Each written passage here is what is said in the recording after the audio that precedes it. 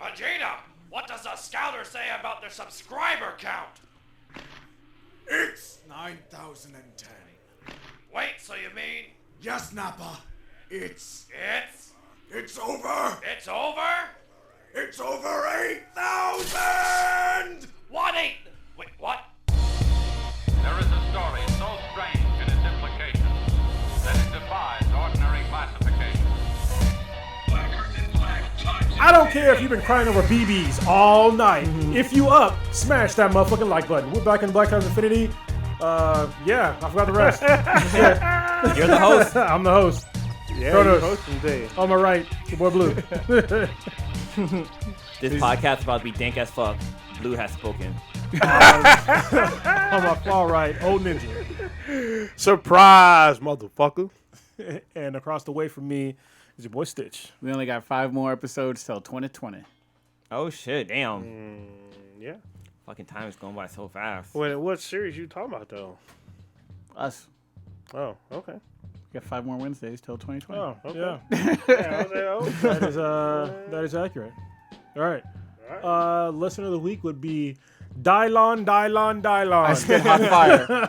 Hottest 5 rappers of all time. Wait, what? You don't get that? No. What? You don't get that reference? That's from Making the Band on the Chappelle Show. Dylon Yeah. Drost. Thank you very much for listening. 5 greatest MCs. Yeah. I rhyme and I rip. I rip and I rhyme. Yeah, if you don't get that joke, watch the Chappelle Show. Is that from this first season? Shit, it's hilarious. I don't even know. Yeah, I think it was the first season. Yeah, Alright, I didn't watch all the first season. First in the chat is 5150 HCRX. That would be my boy Aiden. So thanks for watching once again. What up, dog? All right. Anybody died this week? Anybody have a note? I guess we should probably give a little shout out to the CEO of Kaiser Permanente. Oh, yeah. Because I didn't know that Kaiser's headquarters is in Oakland, I guess. Yeah, Is that right? They got the big ass building in the skyline. I don't go to Oakland. You would lie. I ain't trying to get shot. Weren't we just there? Oh, no, you guys were there. Not Old Ninja. No, I wasn't there. Yeah. Wait. Oh, for the Went up a Clay. yeah. Oh, Okay. yeah. Yeah. For the dope ass bartender. So And here's how. Yeah. You go to Oakland A's games, but you don't go to Oakland. Yeah, because the Oakland A's. So hold on. The Coliseum is before downtown. It's in Oakland, though, bro. It's in the worst part of Oakland. Yeah. then. Yeah, but you It just is. get off the bar, go to the stadium, and come back to the bar. and You how don't- safe is I don't Bart? have to get. Yeah. How safe is Bart? As long as you don't eat on Bart, I guess it's pretty safe. Oh, Somebody yeah. got stabbed Somebody got stabbed today. trying to be a hero. Yeah, for real. Wait, what? It Yesterday, was like some kick-ass type shit. yeah, some guy was trying to be a hero, got stabbed. Yeah, pulled out a knife, tried to stop a mugging, and got killed with his own knife. What? Damn. The guy was killed with his own knife? Yeah. Oh, shit. Homeless guy, or we get into news topics, getting all that Yeah. It's order. all good. Yeah, But, it's all good. There was a transient homeless guy who was on the South Hayward BART train and was, I guess, trying to take somebody's shoes from them or was harassing somebody. Damn. Took a life instead. Yeah, pulled that whole, I bet you I know where you got those shoes from kind of deal. And then you say on your feet and then they want your shoes. And some, I guess, Good Samaritan jumped in and I guess pulled out his pocket knife on the homeless dude. Homeless dude ended up, I guess, whooping his ass and disarming him of his knife and fucking killing him. This is yesterday. God dang. Yeah. So, I mean, what do we consider self-defense then? If the guy pulled a knife on him? Or Technically- No, technically Technically, no. yes, but Yeah. no. Yeah. It was defending himself, but it was also 100% in the wrong. Yeah, because he would. So the Good Samaritan was in the process of trying to stop a assault or a burglary. Yeah, So then that guy is still in the wrong because he becomes an assailant as well as a murderer. Yeah, if you're committing a crime, your right to self-defense kind of goes out the fucking window. Yeah, that's all weird. Yeah. But going back to the Kaiser situation, the CEO of Kaiser is Bernard Tyson, black dude. I guess he was So that's a black name? yeah, Bernard. Well, Bernard we all Tyson. knew he was a black dude. Yeah, I didn't know he was a fucking black dude until I saw what he looked like. I didn't know either until. Yeah, so I guess he was CEO for Kaiser for a while, and he passed away. He passed away last weekend, but we're gonna talk about it. But apparently, he's done a lot. I guess a lot for the community. Not sure. Didn't know this guy's life and career, but he was honored in the Bay for like 2 weeks straight. Wow. So there you go. All right. Wait, wasn't there also a comic book artist that passed away this week too? Was there? Was there? Yeah, I think I posted up on our Facebook. I don't know who. I think he was like a famous artist for Should Spider-Man. have put it in the topics, man. Oh, is it not? I know you're talking about. He did like one of the offshoots of Spider-Man, like one of the offshoot outfits. Was he the one like who? Scarlet Spider or something? Yeah, Something is that like him? I think I I forget remember the guy's seeing name something. though. Yeah. You got to put those RPs. Well, we usually rely on Old Ninja for this shit. Yeah, that's why I was like, he'll put it on there. No, I didn't. Yeah, thanks, Old Ninja. Yeah, I didn't think I'd be here, so yeah, you're welcome. Yes, you're graced with your presence. Fucking The dude. podcast can go on now. Old Ninja's here.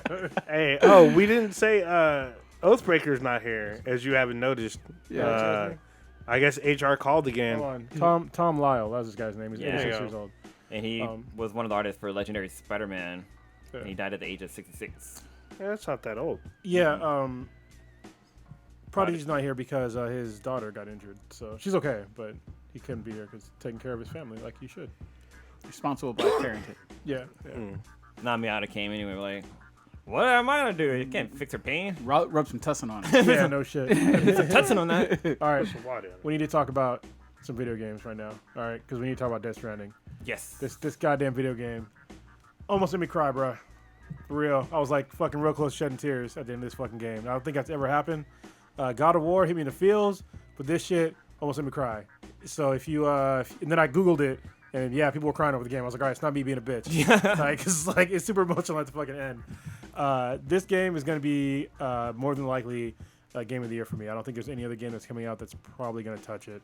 Yeah, and if anybody who's playing the game, if you play like a couple of hours and you're like, this game is garbage, keep playing it because it gets a whole lot better. I mean, like Yeah. I think we talked about last week how when you're playing a game, it's kind of a tutorial to show you how to play the game. The before first two shit- chapters, but that's like 4 to Yeah. 6 hours. Yeah, Well, but it depends on how you it's play well it. worth it. Yeah, it Yeah. depends, Yeah. but I mean, like I said, it's still hours into it.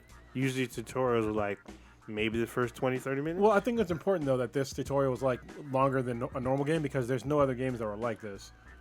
Like there's no other like the inventory management that people kind of complained about, even though you literally just press one fucking button and it's done. Oh, yeah, the auto-organize. But yeah, I was watching like people on like IGN and shit talk about the inventory management, and they're like sitting there individually clicking like where shit's supposed to go. I'm like, dude, just press fucking triangle and it's done. yeah, Like it's literally one button and it puts everything where it's supposed to go, and it's so fucking stupid.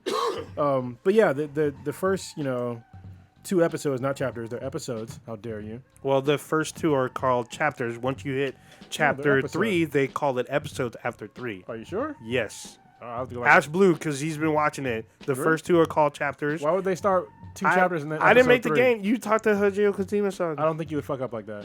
I got faith in Kojima. well, ask him why he did it then. Either way, the first 2 whatevers, which I'm pretty sure are episodes, just get through it as fast as possible. So that's what I said the last time. And then after that, the game gets good. And like as you go on, it gets even better. Like once you start getting weapons, like anytime you get any weapon that's new, shit's gonna hit the fan. Cause like when I got a fucking rocket launcher, I was like, oh, this is pretty cool. Rocket launcher. And then goddamn. the next fucking scene, I was like, oh, I really need this motherfucker. I was like, holy shit. they're preparing you for Yeah. it. Why am I getting body armor? Yeah. Oh, okay. I gotta fight a fucking army. Okay. So Yeah. Yeah. Why do I It's have like so much weird. blood pack on me? Yeah, it's like weird. You fight an army of the dead at one point. I was like, what the fuck is going on? that's actually a really cool scene. Like the way they're like umbilical corded to him. Oh, it's so Matt fucking Nicholson. weird. And then like it was weird because I'm like, oh, these are weapons I didn't have to research. I got assault rifle, a shotgun, an actual grenade. Like maybe I should pick these up because I'm probably gonna need them. And sure enough, I fucking needed them because I like had fucking these things coming at me trying to fucking fuck me up. Oh, and that's when I got a pistol too. So I was like, holy shit. In the shotty, right? You got a shotty. Yeah, too? I got a shotgun, Yeah. assault rifle, a pistol, and a frag grenade. And the thing that's interesting is like the action in the game is actually really cool because when you either kill or incapacitate somebody, the time slows down for like a couple of seconds, and then in that time you have another couple of seconds to like reacquire like another target. So I try to get it makes it easier to get like headshots and shit because like you'll hit somebody and then as soon as they go down, it slows down time. It gives you time to line up the next shot and hit the next person, which comes in really fucking handy because some of these guys will shoot the shit out of you. So especially when you don't know where they're coming from or you're missing your BB. Yeah, it's all bad. Yeah, without BB, man, I never felt so fucking naked in the game. I was like, bro, I need my fucking baby back. Yeah. Yeah, because without BB, you'd be running around and like they tell you to like you can listen for it and you can hear them like where the BTs are, but without BB, that shit's fucking hard. Yeah, it's real fucking hard. Like, basically, I just avoided shit like a lot when BB was gone. Yeah, and it's not BB, it's Lou. Well, it's Lou. yeah. Damn. Yeah. I haven't gotten that far in the game. It's funny because like Blue hasn't played the game, but he's like watched the game. And it's crazy because like watching somebody play the game, it's like watching a fucking movie. Yeah. It's a lot of cutscenes, but like sitting there and listening to the story and like how everything's going through, it's fucking crazy. The end is a lot. So for a Kojima game, the vast majority of the game doesn't have that many cutscenes, but the fucking end does. But the end kind of has to though, because there's like a lot of he wraps up pretty much everything that you have questions on at the end of the game, and it's real fucking tragic for pretty much every single character in the game has some tragic ass backstory. I was like, damn. Yeah, I thought Fragile had a kind of fucked up story when I got to why she hated Higgs so much. Oh, and I was like, oh, so this chick has a vendetta, but then Sam makes it his mission to help her out. Yeah. But even though he has his own mission, so I'm around that part. I just got to like the first real sad story is when you meet Mama for the first time and you find out what's going on with her because she has a It's not even sad with her yet, bro. yeah, I mean, well, when you first find out like what's going on, why there's a BT connection to her, I'm like, what the fuck is going on? And then she explains what happened. And then you watch the cutscenes of what happened. I was like, oh, this is all bad. Yeah, a BT is a ghost. So basically, she had this fucking floating ghost attached to her via umbilical, like all the time. It was fucking. But she could like interact with it. Like she could like She hold it and like kind of calm it down because it will start fucking crying a lot. But then like BTs on the other side were trying to get it, which was also fucking trippy. Yeah. But it was crazy because when Sam shows up to meet her for the first time, like Lou or BB is freaking out because it sensed that there's a BT there. So it's like, what the fuck? And it's constantly like pointing at it like, danger, Will Robinson, danger. It's fucking crazy. Yeah, that's pretty much why I'm at. I was skipping a bunch of the main missions so I could level up like the weapons that I have. So you have to do courier missions for like the engineer and the craftsman so I can get better stuff. So I'm like running around doing that shit right now, and that's kind of where I stopped. I'm about to go into the Rocky Mountain camp, whatever that is. That's where I stopped. I mean, like upgrading your weapons is good to a certain point, but there's 2 weapons in the game that it's basically kind of. There's only 3 that you really need. It's like your assault rifle 3, which is that one you have to upgrade. Oh. It kind of comes in handy because it's easier to kill things like just shooting them. Upgrade, and then there's 2 other ones. Well, you already saw them when I shared them, but it's the grenade launcher and the fucking rocket launcher. Oh shit! Like those are the things that you really need to take shit down. And depending on how you play, the bullet gun 2 comes in really handy because I use the bullet gun 2 on BTs. Yeah, because there's 2 bullet guns. There's one for BTs and one for people, I guess. Yeah. So and bullet gun 2 is for BTs. So I'm just like, holy shit, this is crazy. It was funny because, like, I guess the version 1 just keeps the BTs in place, but I guess they can break out of it over time. I'm not 100%. Usually, I just I use it on them, do what I got to do, and then I'm out. I don't stay and wait to see if they break out. Well, you get an item. I'm not gonna tell you what it is, but later on in the game, where when you use the bullet gun, you can dispatch a BT after that. Oh shit! So that's all I do is like when I'll hunt around for a BT, bullet gun it, and then just use the item to cut them loose. So. Oh shit! Cool. But yeah, there was a part in the game with Die Hardman. I forget the actor who plays him, but it's legit. I was watching it, and I forgot that I was watching a video game. It looks so fucking real, and the guy's crying, and you feel like so bad for this dude. And it's just like, it's like a legit cinematic experience in a game. Like I've never had a game look. I mean, God of War came pretty close with this, but the performance that the guy put on is like legit, like an award-winning performance of this dude, like breaking down on like the things that he's done and how bad he feels for like certain characters in the game, and it's like it's really fucked up. And you'll see what it is like if you play the game, but it's fucked up. And then the Clifford Unger, the guy, the soldier guy, like his whole story is like one of the fucking saddest stories probably in all the fucking video games. I was just like, damn. Even like, sadder than The Last of Us? Yes. That's all bad. It's like it was hard to watch what happened to this dude, like legit hard to watch. And then like just like the imagery that they used was just like nobody wants to see shit like this in any form of anything, but it's there on the screen, and you're sitting there like, what the fuck is happening right now? And you just feel terrible after watching it. Even the interaction with Sam, Norman Reedus' character in that scene, it's intense too, because it's like he's trying to stop it from happening, but like it's gonna fucking happen, and it's so fucked up when it does. And then when they wrapped up like how that wrapped into his character, I was just like, damn. Yeah, it's fucking insane. It is. Yeah, I was just. It's a really fucking good game. I just think that in the day and age where people are used to playing, first-person shooters and action games that are like played really fast and frenetic, people don't. Some people they don't take time to just slow down and kind of appreciate games that are a little bit slower paced and tell a complete story. They just want things to hit you like really quickly. Death Stranding took me fucking 50 hours and 45 minutes to complete. That's pretty fucking long for a modern day video game, and you need all that time to like really tell a story. I think you could probably beat it in like maybe 40 hours, 35 if you just fucking rush through it. But you definitely don't want to rush through this shit.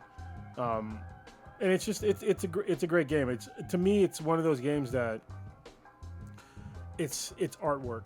Really, it's cinematic artwork wrapped up in a video game. It was fucking beautiful. So I gave it pretty high marks for a game. It just took a long time. It's like a slow burn, and then all of a sudden it gets really, really fast. There's only two parts of the game where I legit didn't like. It was the beginning. I didn't dislike. I totally understood that. But there's two parts in like the end where it's like you have to go. You have to backtrack like a really fucking long way. Oh yeah. And I was just like, dude, are you fucking serious? And then you have to do it again, and like, on a smaller scale. And I was just like, come on, man. Like, and I understand in the game, like it made sense. Like they kind of explained why you had to do it, but I was just like, come on, man. It took me like an hour to go back, and I was just like, dude, what the fuck? Like in like legit time. Were you not able to fast travel? No. Was that ability taken from you? No, and they explained why you can't. And then you can't use any vehicles or anything either because seriously? Yeah, it fucking sucks. But I mean, they make it better because like when you're doing that whole trek, there's like random BT boss battles that are fucking crazy. Yeah. That definitely add in things, but then you're also kind of fucked because you're in a constant torrential time fall where everything speeds up time. So like all your weapons, all your gear, all that shit degrades like super fast, and like you can't fabricate shit. So you're just kind of fucked, and it's just like you feel kind of hopeless at the end. Like you're just like, how the fuck am I gonna get through this shit? Yeah, that's all bad. One crazy thing, last week we talked about how like everybody's kind of connected in the game, so like other gamers that are playing, like their structures will be inside your game. But something I didn't realize is that when you're playing a game, those structures actually start to deteriorate and when you get hit by timefall. So even though you might pick something up at one point in the game, you come back to try to come to it, and it's fucking destroyed just because of timefall have worn out. It's weird because there's when you go to the said structure, when you look in the menus, it's either repair structure. I'm like, why would I repair this? And then I got to an area that was current downfall. It's actually near Mama. It's currently raining there, and the road there is like rusted, and it's all like, you can repair this. I'm like, I can repair this, but then like I had no material with me. So what I did is I put a storage shelter there so people can put stuff and then repair because nothing was there, at least in my node, I guess. Nothing was there. I put something there, and I'm like, I'm going to leave. And so like when I did, like slowly I started getting likes, and it's telling me that people stored stuff there and whatnot. So I was like, okay, looks like this helped out. I love the way they did that because there was like a place in the mountains where you're about to go in the snowy mountains where like there was a part where I was like walking around, and there's like the snow is also like timefall. Oh shit. And so like there was a point to where I was just like, all my shit is gonna like degrade like where I have to go because it's hard to navigate there because first of all when you first go there it's hard to walk, and then the timefall just slows, and then you don't know like where the fuck to go. That's right. So I put like this random time. They have a timefall shelter you can yeah. So I put one of those randomly, and people use that shit all the fucking time. Like every time I sign on, I have like 100 fucking likes, at least 100 likes. Yeah, what's cool with the timefall shelters too is that because when like we talked about last week, when it starts raining, that's called timefall because it speeds up the time wherever the raindrop falls onto. And if anything that underneath that shelter will grow normally. So like sometimes you'll walk by one and the grass will be growing like long and luscious and stuff like that. It's kind of cool. That's some good details into a game to put that in there. Yeah. Oh, and the thing that I also did with my time shelter is that I put it overlapping with a generator. Oh, nice. So so if you stand in a certain spot, you get all your shit will heal. Plus you get recharge your battery. So that's another reason why I got like a bunch of. Yeah, I love the generator. It's so fucking good. And it's funny because if you upgrade your generator, it can protect you from timefall too. Yeah, but it doesn't repair. No, it doesn't repair. No. Yeah. Oh, I didn't know that. Okay, that's cool. Yeah, you can upgrade it though. Well, one interesting thing which I kept asking is like because there's like rivers and creeks that you run through, and this is all made from water that comes from a timefall. But apparently, once the timefall hit the ground, it becomes water again. Yeah. Which I didn't understand until like I guess there's a story in there or when you learn about Mama's what happened to Mama, and on there they explain why she was able to drink the water. Yeah. That's what kept her alive. Yeah. She was trapped.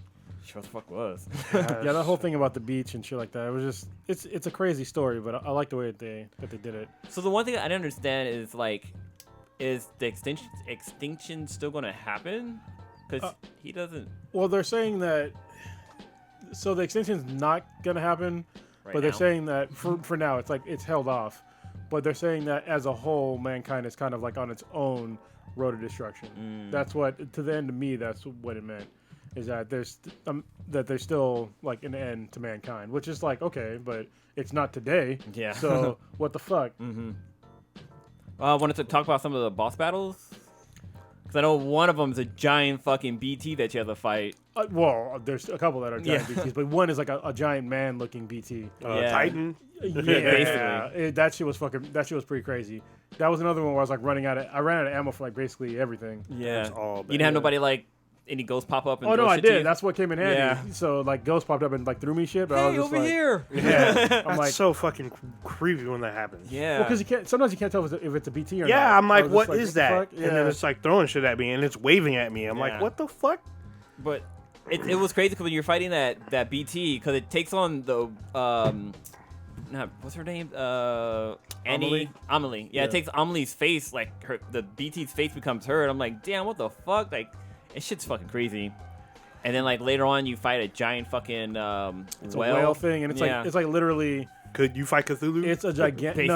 Oh, no, This one's like it's more whale-like. Yeah. It's way bigger than the whale that you saw before. It's like the size of like a building. God damn. Yeah, and it's like it's insane because it's at the end of like this journey where you're like, I'm at the end, thank God, because I'm like running out of everything, and then all of a sudden, this fucking building-sized whale, well, more than a building size, it's fucking huge. Yeah. It's all bad. Comes at you, and it's just like that's another one where I ran out of blood. It's actually there. I think there's it's not Dead Man. Dead Man was talking about how so because there's a part where you have to go from one side from the east side to the west side, and the only way to do that is to be taken by BT. But it was interesting because like he had mentioned how like when BTs show up or whenever they don't tell you that though in the game. Yeah, they don't tell you this. But I figured it out on my own because it's Kojima. It's like the same thing where what was it with Psycho Mantis and MGS1, where like with Psycho Mantis when you played him, you had to like literally unplug your controller and plug it in the other port.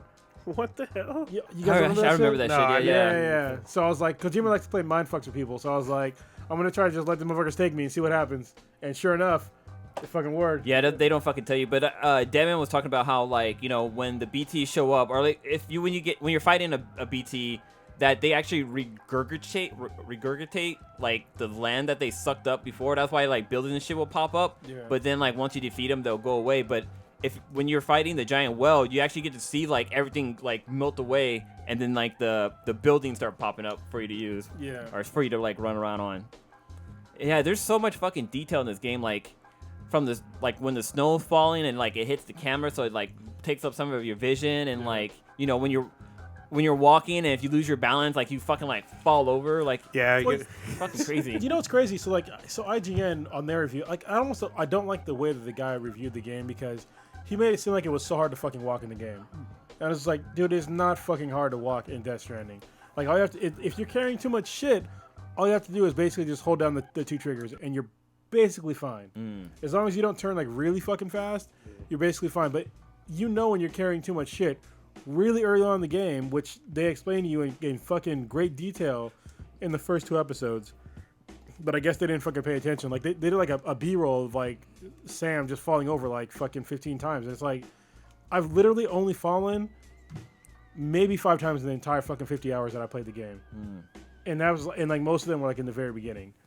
And like one was like a totally random one where I fucking died, and I was like, what the fuck? Like I was going down a mountain, and then he just fell over and I died. I was just like, what the fuck? Yeah. But dying in the game isn't a big deal. Well, it's kind of cool how they take that into consideration too, like your forward momentum. Like you don't just stop. Like you actually kind of like you kind of stumble to a stop. You know what I mean? Yeah, yeah. Like you don't, like in normal games when you're running, you just stop. But in this one, you like kind of lean forward and try to catch your balance because you have all that fucking weight on you. Well, I think that people when they're playing the game, like when I saw the IGN review, that the guy consistently had like a fucking building size worth of shit on his back like all the time. I'm like, dude, you're already at the limit of like how much shit you can carry. So like, why are you trying to run around like you can just fucking do that? Yeah. I very rarely had shit that was over half of my weight unless it was a short distance. And if I had something that was like over half my weight, I would just get the fucking floating carrier or a vehicle and put that shit on there.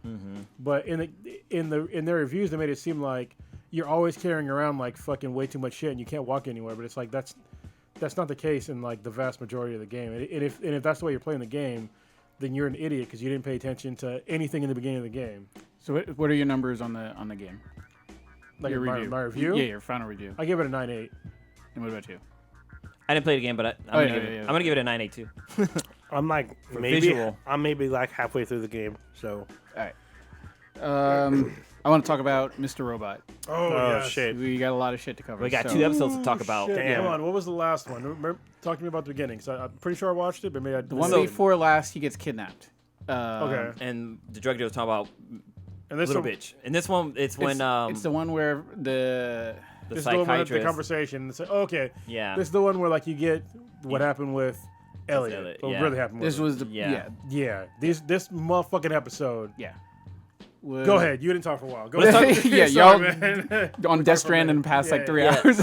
Let's talk about last episode though, not like the recent one, but the one the week before because we didn't talk about that one. And that was where the drug dealer kidnaps the psychiatrist Little bitch. Yes. and tells the story about Little Bitch, which is fucking great. No, that was the quiet episode. When she gets kidnapped, it was the one that didn't talk, right? No, that was No. the quiet episode was when Because she's following around the store and stuff, and there's the text messages.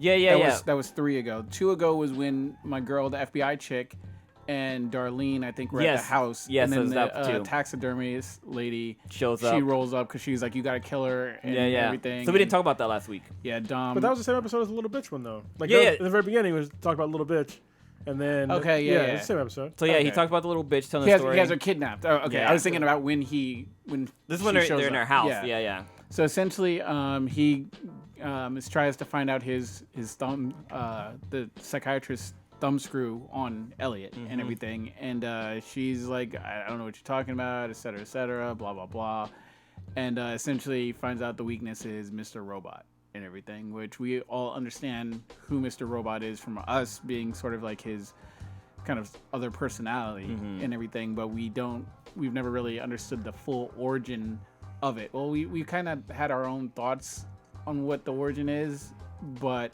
they went into depth on it as we found out in the most recent episode. Yes.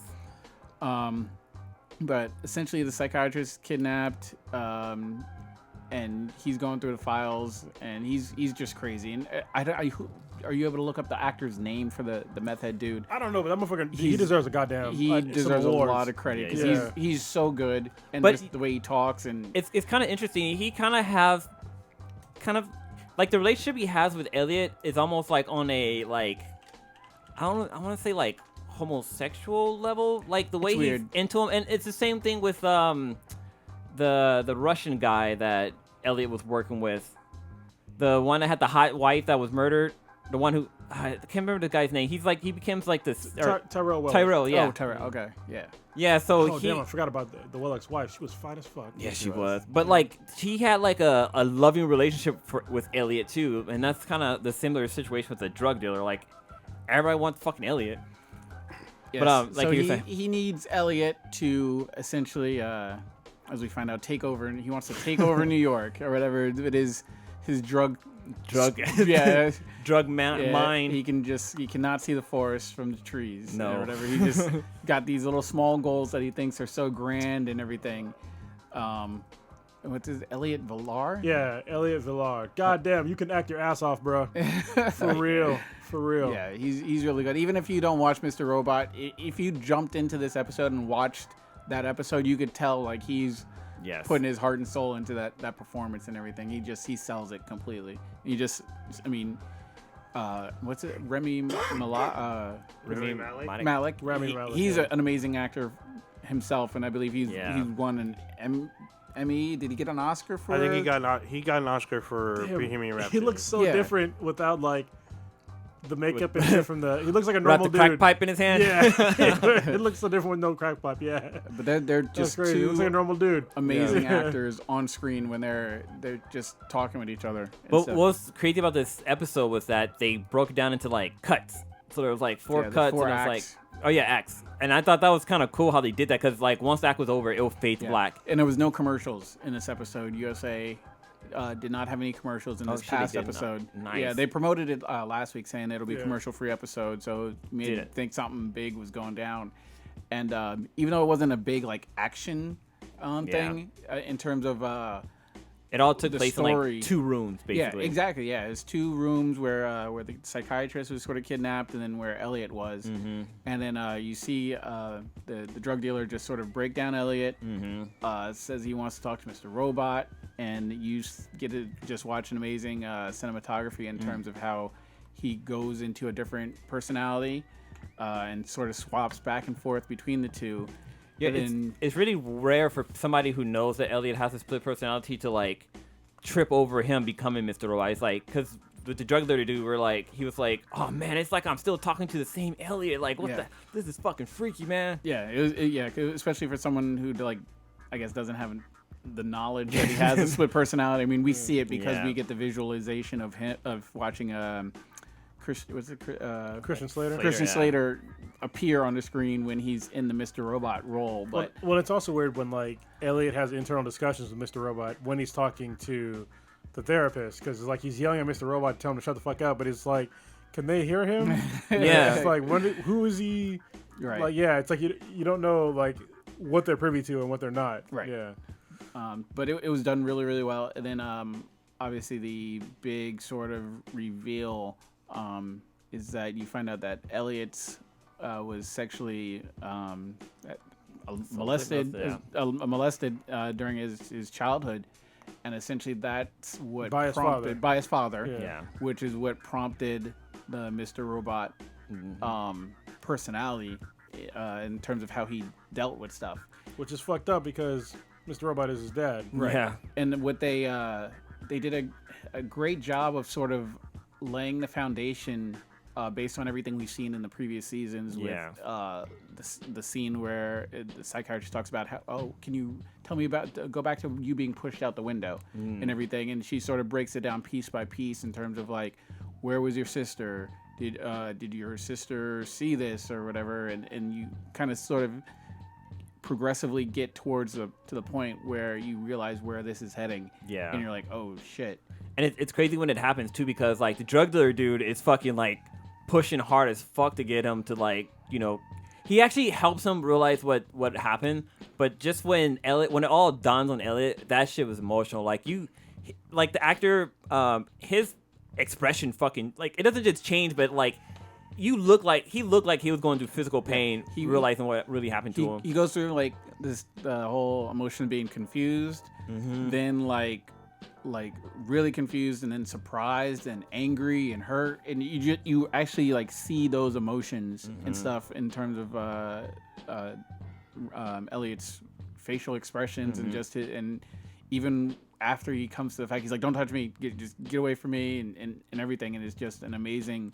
There's so much credit that goes around in terms of like how it was written. Yes. I mean, I guess this was the plan all along, from the director of the director to have this be the actual storyline to come through at the end, which is weird because it's like, from what we had thought, I guess there was only supposed to be one season. Yeah. But then I guess somehow they were able to tie in his history from the first season into this moment, and it all was woven in perfectly, and it made sense. You know what they haven't talked about for a minute is the third personality. Right. They haven't addressed that shit at all, and I'm just like, so who's the third personality? And they that's what I'm waiting on. Touched on it a little bit because there was like that scene where I think when Elliot was almost about to die after White Rose poisoned him or whatever, and then you see the kid in the chair or something. Yeah, talk about seeing the other person. Yeah, and he's like, no, it's not time yet. Yeah, so I'm waiting to see like who the fuck the third person is. Yeah, that's gonna be interesting. But then again, like they have kind of rope-a-doped us sometimes in Mr. Robot, so it could have been he could have been acting it all out. Like maybe Mr. Robot isn't there to protect him, and like he just made this all happen to try to figure out a way to get out of the situation. Because like when he was in prison, remember when he was in prison and like you thought everything was like hunky dory, but you thought he was at his mom's house or some shit like that. Yeah. But it turns out he was like in prison or some shit. Yeah, and like the neighbor was the actual guard or something like that. And it's like, are we going to see Christian Slater again now? Yeah, that's the other thing because there's a lot of Mr. Robot was questions. Mr. Robot's like, I can't protect you anymore. And just fucking like disappeared. And it's like, what the fuck? He's just gone. And then after the reveal and everything, we watch him go through all the emotions and stuff like that. And pretty much Elliot tells the drug dealer, your plan's a fight. You're thinking too micro on this. I want to run New York. That shit was fucking great. No, that was before the reveal. Yeah, before. But Mr. Robot was telling how he's an idiot, which he was. Yeah. I mean, he had no real plans. No. But then at the end, the psychiatrist ends up stabbing. Yeah. I saw the shit coming, but it was like, I wasn't sure if it was going to happen or not. Yeah. So I don't know. You still got to get out the house because other two thugs are in the another room. I thought it was gonna be Joey Badass stabbing him. Yeah, I really thought Joey Badass was gonna because he met him at the diner. Yeah, I think in a previous episode saying like, "Oh, you need anything? I'm your man. I'm a freelance, almost kind of like I'm a mercenary now or whatever. I'll do anything for money." So I thought he might body hunter just kick in the door and. I love that they brought him people. back. Like even though it was a short scene, because I think last week I talked about like, what happened to Billy Badass when he showed up? I was like, oh shit. Somebody about to die. Yeah. Somebody's about to get ninja'd. So we still have the meeting that's coming up with White Rose and everything. So that's gonna be interesting. I expect we'll see that get played out. The thing with White Rose is that like last week's episode when he was talking to his assistant, because his assistant wants to kill Elliot, and White Rose is like, no. He hasn't learned that we're on the same side, and like I'm here to make the world better. The so assistant's smart. She's like, you need to stop doing this James Bond fucking villain shit. Or whatever, and monologue, and just get to the plan, cut these loose ends, and blah blah blah. And he's like, "No, we need to do this," and he'll come around. And she's just like, "You fucking up," and we all know he's fucking up, but he's putting on fire. Yeah. But then again, so was Elliot. I mean, he's putting on fire too. Yeah, and then he almost got his fucking sister killed on multiple occasions. Where's she at now? She's still because she's with the FBI agent. She's fucked. Yeah, that's right. Yeah. She's So we're gonna get that. Hopefully some. Well, even so, kind of rolling back the tape a little bit, like that scene with Darlene and the FBI chick Dom, like Dom was going to shoot her in fucking face basically, but like Darlene's like pleading and crying and shit like that, and eventually the FBI chick just pistol whoops her, and then like Darlene wakes up and like, oh shit, like she's held up like bleeding and stuff like that, and like the FBI chick, she just wants to get the fuck out of this. She's like willing to fucking die, and like there's a scene where the FBI chick's telling Darlene to just shoot her, and like just they won't believe me if I don't kill you. They're gonna kill my whole family and such like that. And then the taxidermy chick walks in. I'm like, fuck. Y'all guys are both fucked. But then like the taxidermy chick was gonna shoot Darlene. She's like, sorry, hon, there's nothing personal, but I just gotta do my job. Yeah. And then Darlene's like, well, if you kill me, like, you won't be able to find Elliot. I just wiped the phone. And, like, they pull out her phone. It's, like, all data deleted. I'm like, fucking Darlene. She's always trying to save her ass. But, man. Dom she's not, like, a killer or whatever. She just sort of got, I mean, she was always by the book. And then shit got twisted when when her partner ended up working for, what the fuck you doing? Shit got all twisted when her partner got tied up with Dark Army and stuff like that, and she got wrapped up in it, and essentially she thought she was going to get killed in that barn, and now she's got to leak info and stuff, so she's in in deep with some shit that she didn't even subscribe for. Yeah. And stuff. Now her family's all on the watch to be murdered. That chick ain't playing. Talking about like last time you didn't keep it 100 or whatever 99.9. Somebody had to die. Yeah. So Like it's funny because the tactic you wouldn't think a large set lady would be like a cold-hearted killer. she just fucking crazy. Yeah, she doesn't. She give a crazy and she because didn't she say something like even without me or whatever they still gonna fuck. Kill your family. they still gonna come after it's gonna be somebody else that comes after you or Yeah. whatever. So it's not like you kill her, it's gonna do anything about it. Dark Army's still coming. She has direct contact with White Rose, right? Like, did she call White Rose? She's just like a sergeant or whatever. She's just running this little tentacle of the Dark Army and everything like that, where it's just like she's not really that important, but she's got some Foot Clan soldiers that do her bidding Crane. or whatever that can just bring her into whatever. But this season so far has been probably one of the best. It's just nonstop. Like, Keeps getting better, you know. yeah, it's like how the fuck can they improve on the show and they just keep doing it like week to week? I mean, the show's consistently been good over the the 4 seasons. Yeah. So, I love the show. Yeah. So we'll go to Watchmen. Did everyone watch Watchmen? Or, Yeah. okay. Did I haven't you, watched that. You haven't watched it at all. This, I think, might have been the best episode outside of this is the pilot, I think. We got a lot of stuff that was answered. Oh, this is this is the one with the mayor guy. Yeah, we Looking Glass. We sort of we find out his backstory, which Yeah. was fucking hilarious. We see the squid attack that happened in 1985, 11/2, as they refer to it. That's as. from the comics, so it's supposed to be in the movies. Yeah. Yeah. So this essentially he's part of a Jehovah's Witness group that got was doing a missionary trip to Hoboken, New Jersey, to deal with the real sinners and try to get them to change their lives. He runs into this crew of like not gangsters, but like punk crew who there's somebody in the actual comic book from what I've read that I guess that group was somebody important, like they're responsible for killing like the original Night Owl or something like that, but I can't remember the name of it off the top of my head. But essentially he gets tricked into going to this funhouse hall of mirrors with this chick who essentially gets him to take off his clothes. She goes down like she's about to give him a blowjob and everything and just leaves him naked in the fucking hall of mirrors or whatever and just runs out. He had his socks on, I mean. He could have put a tube sock over it, I guess. And while he's in there, embarrassed or whatever, screaming at himself for being a sinner and whatever, that's when the squid attack happens. And essentially, That shit was crazy. yeah, mirror starts shattering, and nobody knows what the fuck's going on, and he stumbles out Ears of are it. bleeding and shit. Yeah, he stumbles out, and he sees fucking people just slayed. Like, there's maybe 2, 3, 4 people that are kind of like walking around. And some people are just like squirming on the ground. Yeah, I was but like, yeah, damn. it's just like a from one of like the X-Men movies when like Professor X does his cerebro attack or whatever, and people are just having like crazy ass migraine headaches. Like they're all laid out on the ground. There's like cars turned over and all kinds of crazy shit. And you zoom out, and for those that don't know, like Hoboken is a town in New Jersey that sits right on the water from New York City, so it's like right across like the Hudson.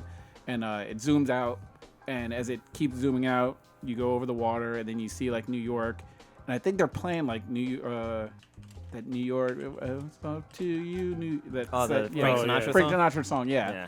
And you see the squid just fucking sitting on top of the building, tentacles out and everything, with pretty much taken from the comic book panel, it almost looks like. So then you fast forward, and you realize that that is Looking Glass.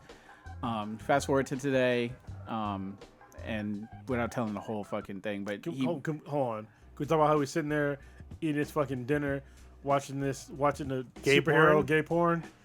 Did we get to that part yet? Yeah, you almost there. Okay. He Yeah. just ran that that's- dude in the ass. I was just like, what Yeah, the fuck? that's before the alarm goes off. Yeah. he's- I was just like, dude, what the fuck? Hooded Justice is getting dicked in the ass, literally. No, Hooded Justice is fucking the dude, right? Yeah, Hooded Justice fucking. Okay, dude. yeah, Fucking he's some fucking- dude, yeah. He's just- all it's. Well, he's eating a can of beans. Yeah, and dude's just Yeah, like, can't don't look be. at me. I'm gonna give you this justice. I'm like, what the fuck? What the fuck is going on? Yeah. And I'm like, oh, so this guy's gay, I guess. But then you found out that he was married to a woman. Yeah, but it's really, really weird on that aspect. But then this sort of alarm goes off, and you find out that it's I forget the definition it has, but it's EDS. Yeah, interdimensional security. Yeah, system or something. Yeah. Dimensional, yeah, but it's Basically, supposed to. they're disaster preppers. Yeah, it's supposed to, when the squids are coming, it's supposed to sound off an alarm, and he runs to his bomb shelter that he's built and hides. Oh, and we should also point out that the mask that he's wearing is a special material that blocks out psychic attacks. Yes, and he wears foil. it all the fucking time. Yeah, which almost is like a tinfoil hat. It's literally it's in his hat. Yeah, like he wears it. Well, Tori wears hats all the time because that shit's in his hat. Yeah, it does protect him from the I guess the Magneto's helmet. Basically. Yeah, except it looks like he's wearing a tinfoil hat. Except he tried to hide it underneath like the lining of his cap and everything. So pretty much the whole episode revolves around him, his backstory. You meet his ex-wife who works at a cloning facility where people clone their dogs to prevent them from That reminded me of dying. What was that movie with Arnold Schwarzenegger where they had Repet? Was it? Was that the Sixth Day? Last I think it was the Sixth Day. Yeah. Okay. The Sixth Day. It was kind of a more obscure sci-fi movie with Arnold Schwarzenegger, but it was fun. But they're cloning people's animals. So if you have a dog that you don't want to die or whatever, they'll clone it exactly, and it'll sort of live forever. But ironically, you see everyone working there is a clone. It's the same itself. person. It's a twin. They have two twins that are working there, so it's really weird. And then you have your what the fuck moment where they look at the dog or whatever. It's a little cute Pomeranian dog. And they're like, oh, does it look the same? And Looking Glass is like, no, that one looks a little bit smaller. So just takes the cute little puppy, puts it in an incinerator. No, what makes it worse, though, is she was like, yo, you want a dog? And he was like, no, I'm good. What am I going to do with a dog? All right, cool. Garbage. Yeah. I'm sorry. Incinerator. Yeah. I was just like, dude, what the fuck? Yeah, just toast the fucking dog and everything. I thought it was like a recycler, like they recycle its like DNA or some They shit. recycled his atoms. Yeah, I was like, what Back in the carbon. fuck? Yeah. We find out Looking Glass is going to like meetings, sort of like AA meetings, but it reminded me of in Endgame how Captain America was going to those.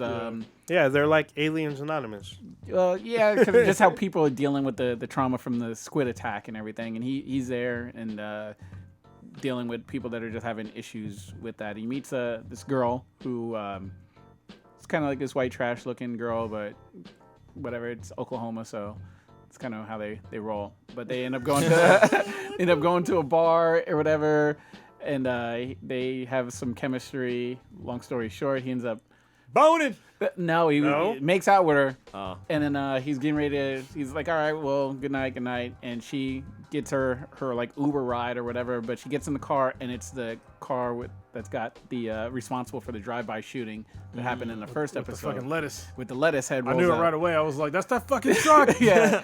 He's like, oh shit. So he follows the truck to this abandoned mall and he tries to call him back up and everything, and decides he's going to do some investigation, see what's going on. Goes inside the mall, sees that they have some sort of teleportation device where this basketball, they're testing it out. They're throwing a basketball in this like field, and it's teleporting and bouncing somewhere else or whatever.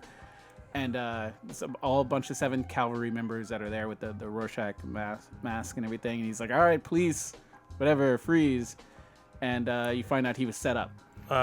We should quickly point out that he radioed for backup. Yeah, he thought he did.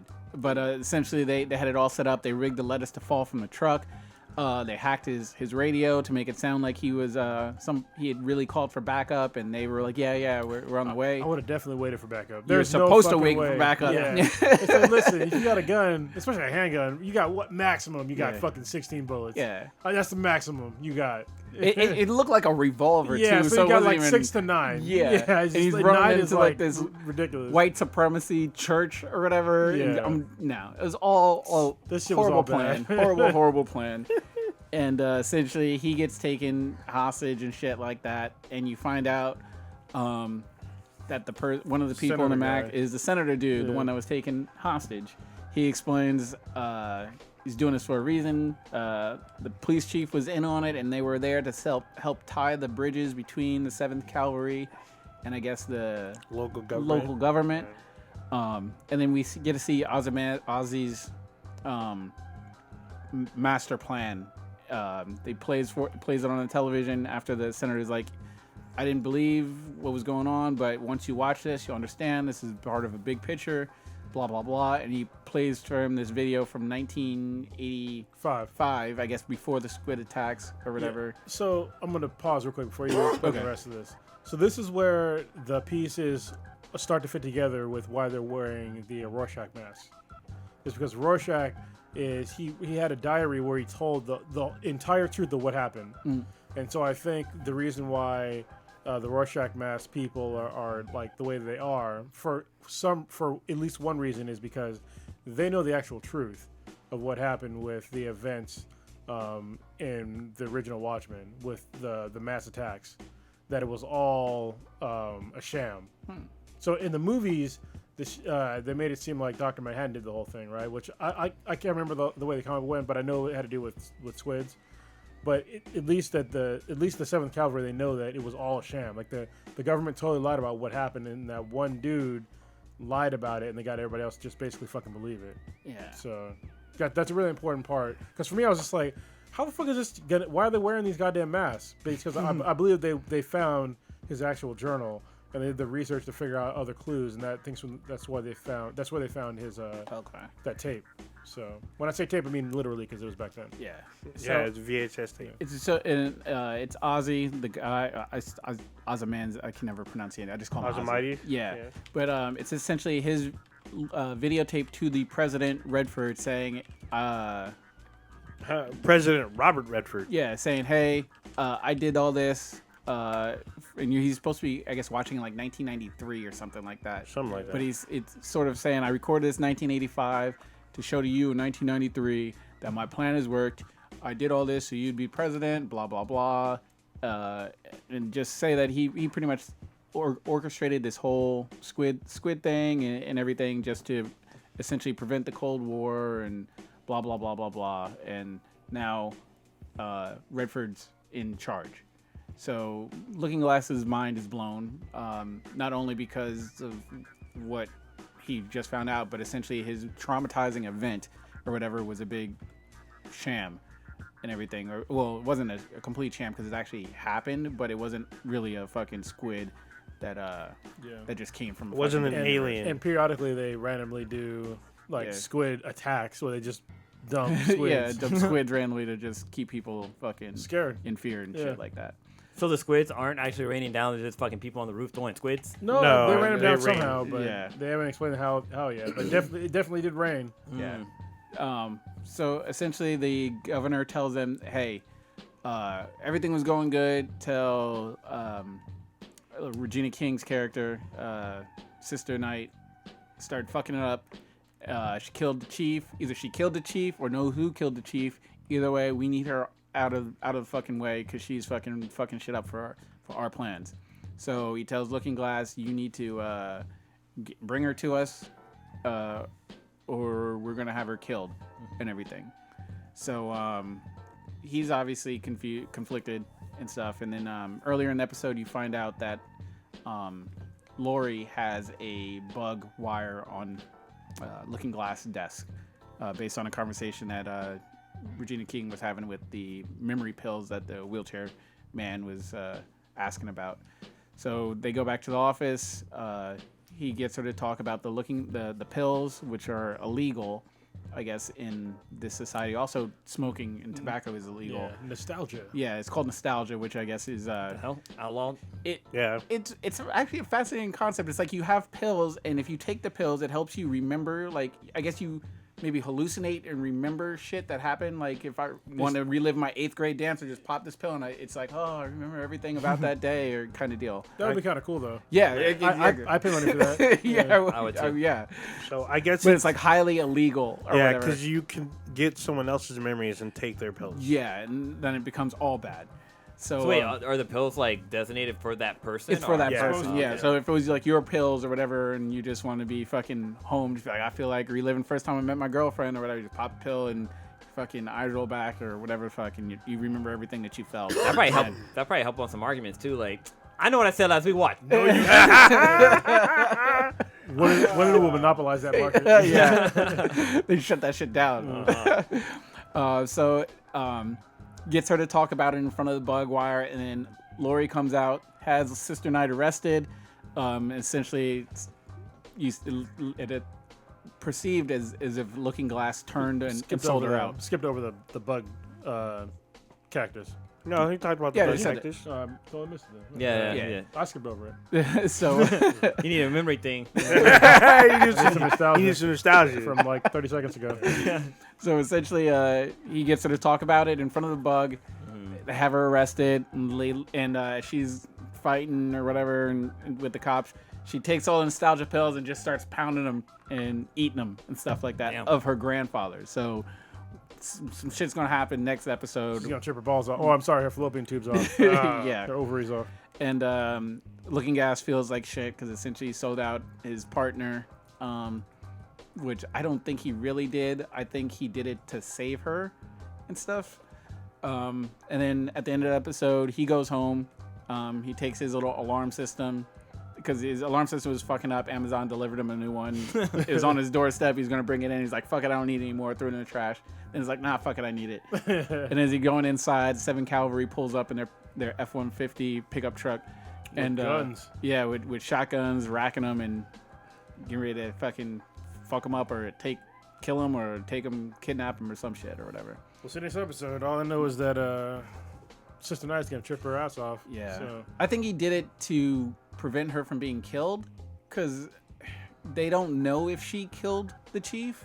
They just know that she either killed him or she knows who did it. So I think he figures that jail's the safest spot for her rather than having 7 Cavalry go and kill her and her family. Wait, you trying to say jail's the safest spot for her? Tell that to Jeffrey Epstein.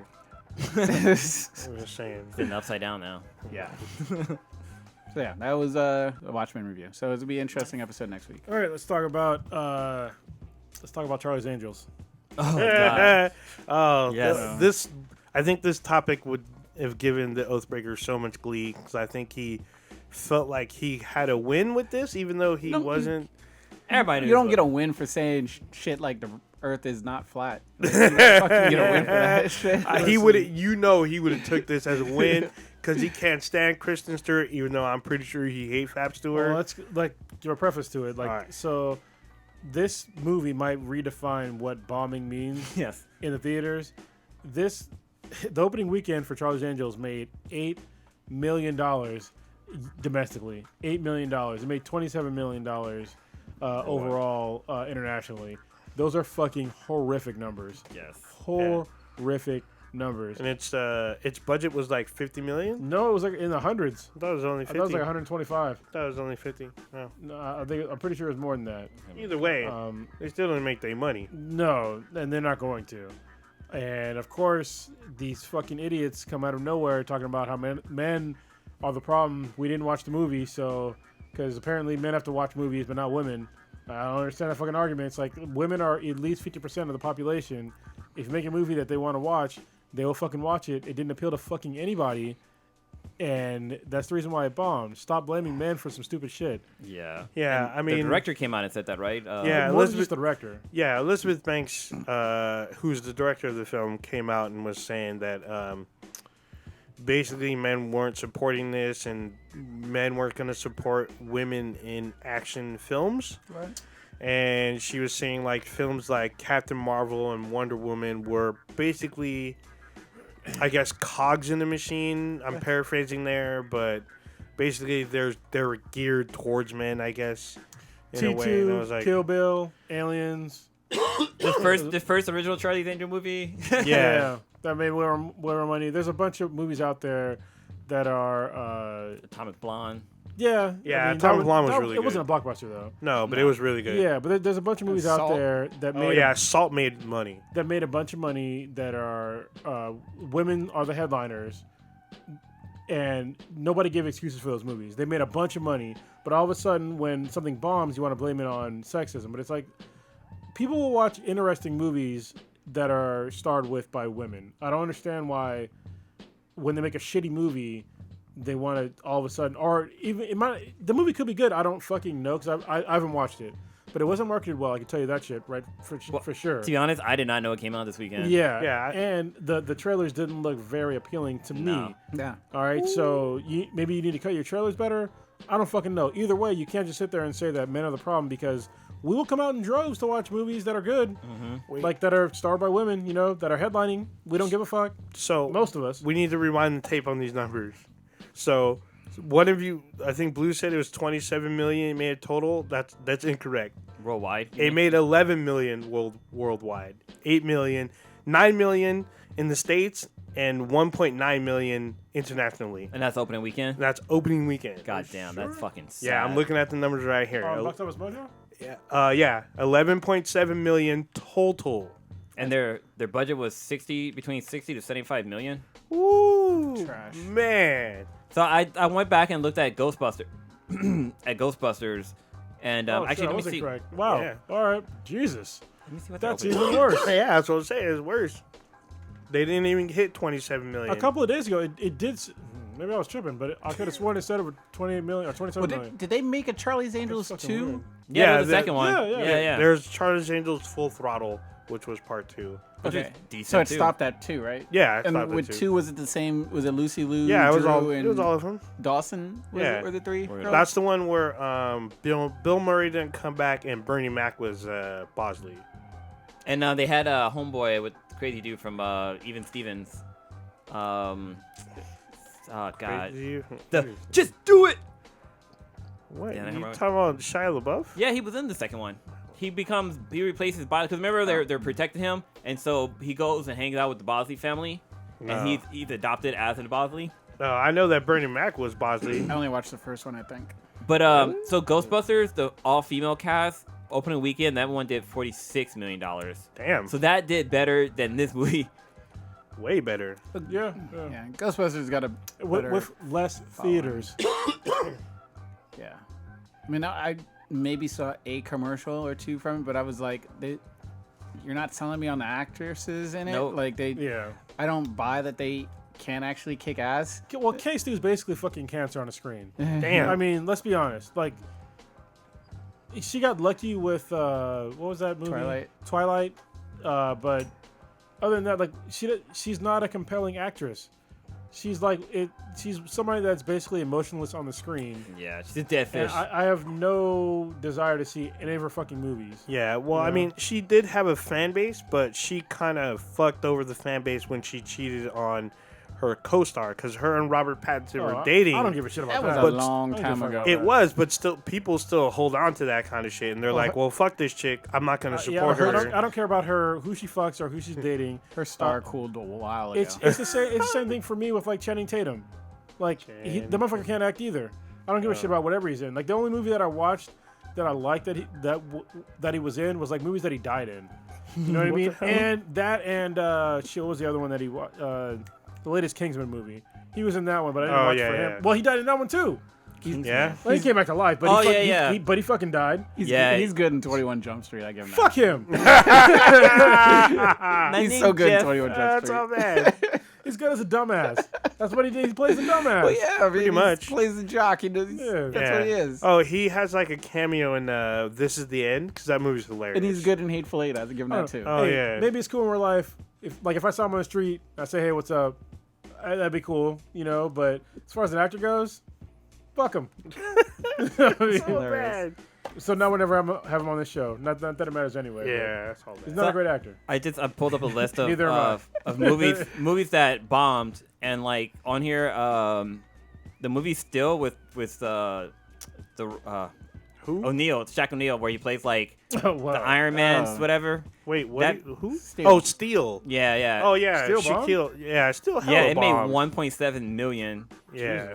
but it had a budget of 16 million, so it didn't. That's not a hard bomb to be honest. That's I actually pretty watched that much- I watched it in home video. Yeah, I watched it a long time ago. I was like, this movie's trash. See, Hellboy made 21 million. The most 2019 recent one, one, yeah.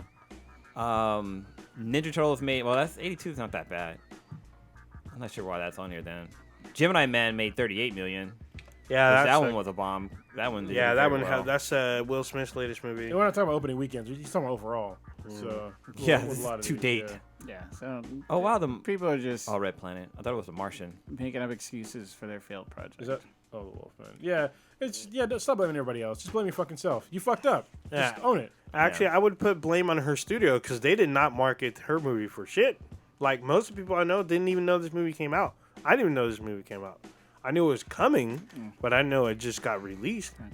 So, I mean, no one cared about this film. A lot of people didn't give a shit about doing another Charlie's Angels, about a TV series that most millennials have never even fucking seen.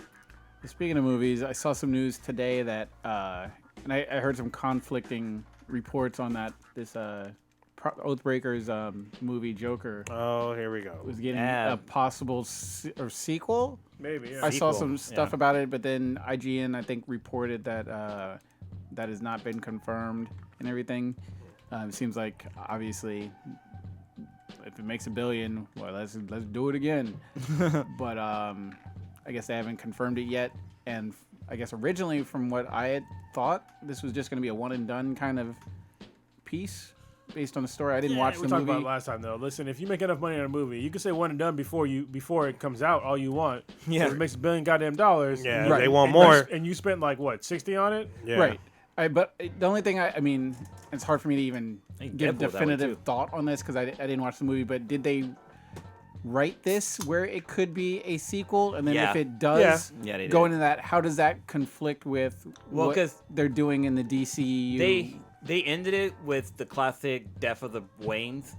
Okay. So they build up that story for him becoming Batman, but then he's looked upon as not I guess a martyr because everybody likes him. Like people are behind him, and he doesn't fucking like die at the end. Sorry, spoiler. But yeah, like he kind of becomes like super popular. So they definitely have it open for more stuff. How they'll do it, I don't know because he fucking murdered somebody right on TV. But so. this still can't tie into the DCEU, right? Yeah, Or it can't? I mean, They it could, can. but he would have to be, if it's current day in Matt Reeves' Batman, he's got to be super old. Yeah, he's gotta be Because hella old. this film takes place in like the 80s. Yeah. Like No, it's okay. I early mean, 80s. we all know that the Joker uses various chemicals and compounds to make himself younger. Yeah. So that's entirely. And did he fall in a vat? No. So that's fine. There's ways around that. That's I mean, Jesus. I mean, he literally fucking died and came back in Todd. What was it? Jason Todd? Jason Todd's fucking body, Oh. like fucking decades in the future after he died. So it's fine. Yeah, we'll see. We'll see what they do. I mean, I think they maybe thought it was a runoff. I don't know if Todd Phillips will be back. I'm assuming he will, but we'll see. We'll see. We'll wait and see when they're like, oh, this is official. Production starts this month or this particular month or whatever. So we'll see. It was a great movie though. If you haven't seen it, you should go watch it. Nah. No, No, it's really good. nah, that ain't me. Damn. I'll watch it I'm eventually. a man of principle. I'll watch it when it comes Damn. on the home video. You're a man of pettiness. Yes. I mean, Yeah, it's really fucking well done. Like all the people who were out there saying like it was gonna be about like there's gonna be mass murders and stuff like that. I think maybe like 6 people died in the entire fucking movie. People die every fucking day. Yeah, but like it wasn't like he was murdering like hella people. Like people thought what's gonna happen, but yeah, it's more of a psychological look at life and not a mass murderer's point of Okay. view. Interesting. Yeah. So are you guys still happy with Disney Plus still? Now that the shininess is a little bit toned off, or is it still? Well, so you know what's funny? So Blue and a bunch of other people have talked about how it's glitchy, right? But then, like the other day, like literally today, I was clicking on Netflix, and Netflix still doesn't connect every fucking time either. You know, they still has glitches with any online service. There's problems with them. Oh yeah. I think a lot of people, they just, you know, because Disney Plus is new, they're more critical of it. But it's like, you know, every other online service that's out there has problems to this day because it's difficult to put out that much media to the public, just in general. And I think people they don't really want to recognize that. They have short memories. But you can click on Netflix 10 times in a row. If it works every single time, be fucking surprised. If you don't get some kind of connection problem, I'd be fucking surprised. Like, really surprised. Yeah, that's true. And then I guess what did episode 2 of the Mandalorian drop? on? holy yeah. shit. Oh, man. This shit set the internet on fire over the weekend. Yeah, it did. Oh, my goodness. People were freaking out. So first, like I started watching it. I'm all because it's only 2 episodes that are out, but like I like this more than the Star Wars movies just because I'm kind of tired of dealing with fucking Skywalkers. So this is like a refreshing look at some other life. What's a Skywalker? Oh my goodness. Remember that bikini you wore? Yeah. That was one of them. Yeah. But yeah. You want to talk about this episode? You can talk about it. I'm bad at it. there's a guy with a gun and he rolls up into the wrong hood and some little thugs are like, hey man, I'm stealing your shit. He stole his shit. So basically, I mean, literally, the episode 2 of The Mandalorian literally starts off where he finds like this little weird floating crib or floating stroller. Yeah, it's a little sphere. It's like a floating stroller or whatnot. He links it to his little wrist computer. And it's with Baby Yoda. Yeah. And hold on, before the internet gets fucking mad, you're like, we'll call, it's not Baby Yoda. Yeah, we fucking know that, but Yoda doesn't have a race at this point in time. Mm-hmm. There's Yoda and there's Yaddle. And you know what they say in the fucking lore? It's both Yoda's race. Yaddle is female Yoda who's in episode 1. Well, I'm pretty sure this probably is Yoda and Yaddle's baby, but no idea. Because it's only male and female that we've seen of that whole race, but they've never ever specified the name of Yoda's race or Yaddle's race because it's the same race. So get the fuck out of here with that bullshit. It's hella funny, but yeah, there's a little baby version of this thing in this floating crib, and he goes to take it back to his ship, and his ship is getting scuttled by Jawas. And there's so many of them, his Jabberwockies? What? They Yeah, basically scuttled the ship badly, dude. He They're doing they start pop locking. He left their ship in Oakland. He came back. It was on cinder blocks. Yeah. So he wouldn't even gone that long. Yeah, he wasn't. I mean, he was gone for a little bit, but he came back. It was on cinder blocks, and he caught them in the act. They all scuttled up, rolled up in their sandcrawler, and took off. They took off after he fucking vaporized 5 of them. Yeah, this is true. Yeah, he was like, you stole that piece, goodbye. You stole that piece, goodbye. And meanwhile, fucking little Yoda was like, okay, you just can kill a motherfucker. Yeah, pretty much. I like the meme that somebody made. It made little Yoda Frieza. Yeah, he's like, kill them all. Was it Zabura or something like that? Yeah, that shit was hella crazy. When he vaporized them, literally nothing's left but a robe. The robe goes flipping around, their whole body is just gone. He just wiped them out, and then he's so pissed that his ship is gone. He chases them while they're in the sandcrawler. He chases them on this speeder thing or whatever, and then this whole time, Baby Yoda is in his little floating crib, at a safe distance, going probably 60 miles an hour as he's on this sandcrawler, this giant battle dome or it's like a battle dome. It's similar to from the Turtles. The Turtles. The battle dome or the whatever dome. What was it called? Is it Terradome? Yeah, giant Terradome. But this is square thing. But there's a bunch of Jawas on it. The Mandalorian's throwing them off. He's shooting a few of them. He manages to get to the top, and there's 10 of them. They all have these little shock weapons on them. They shock the shit out of him, and he goes fucking flying off. So he ends up having to pick up his pride, walk all the way back with Baby Yoda to the guy that helped him first. I have spoken. Yeah, I think his name's Nilik.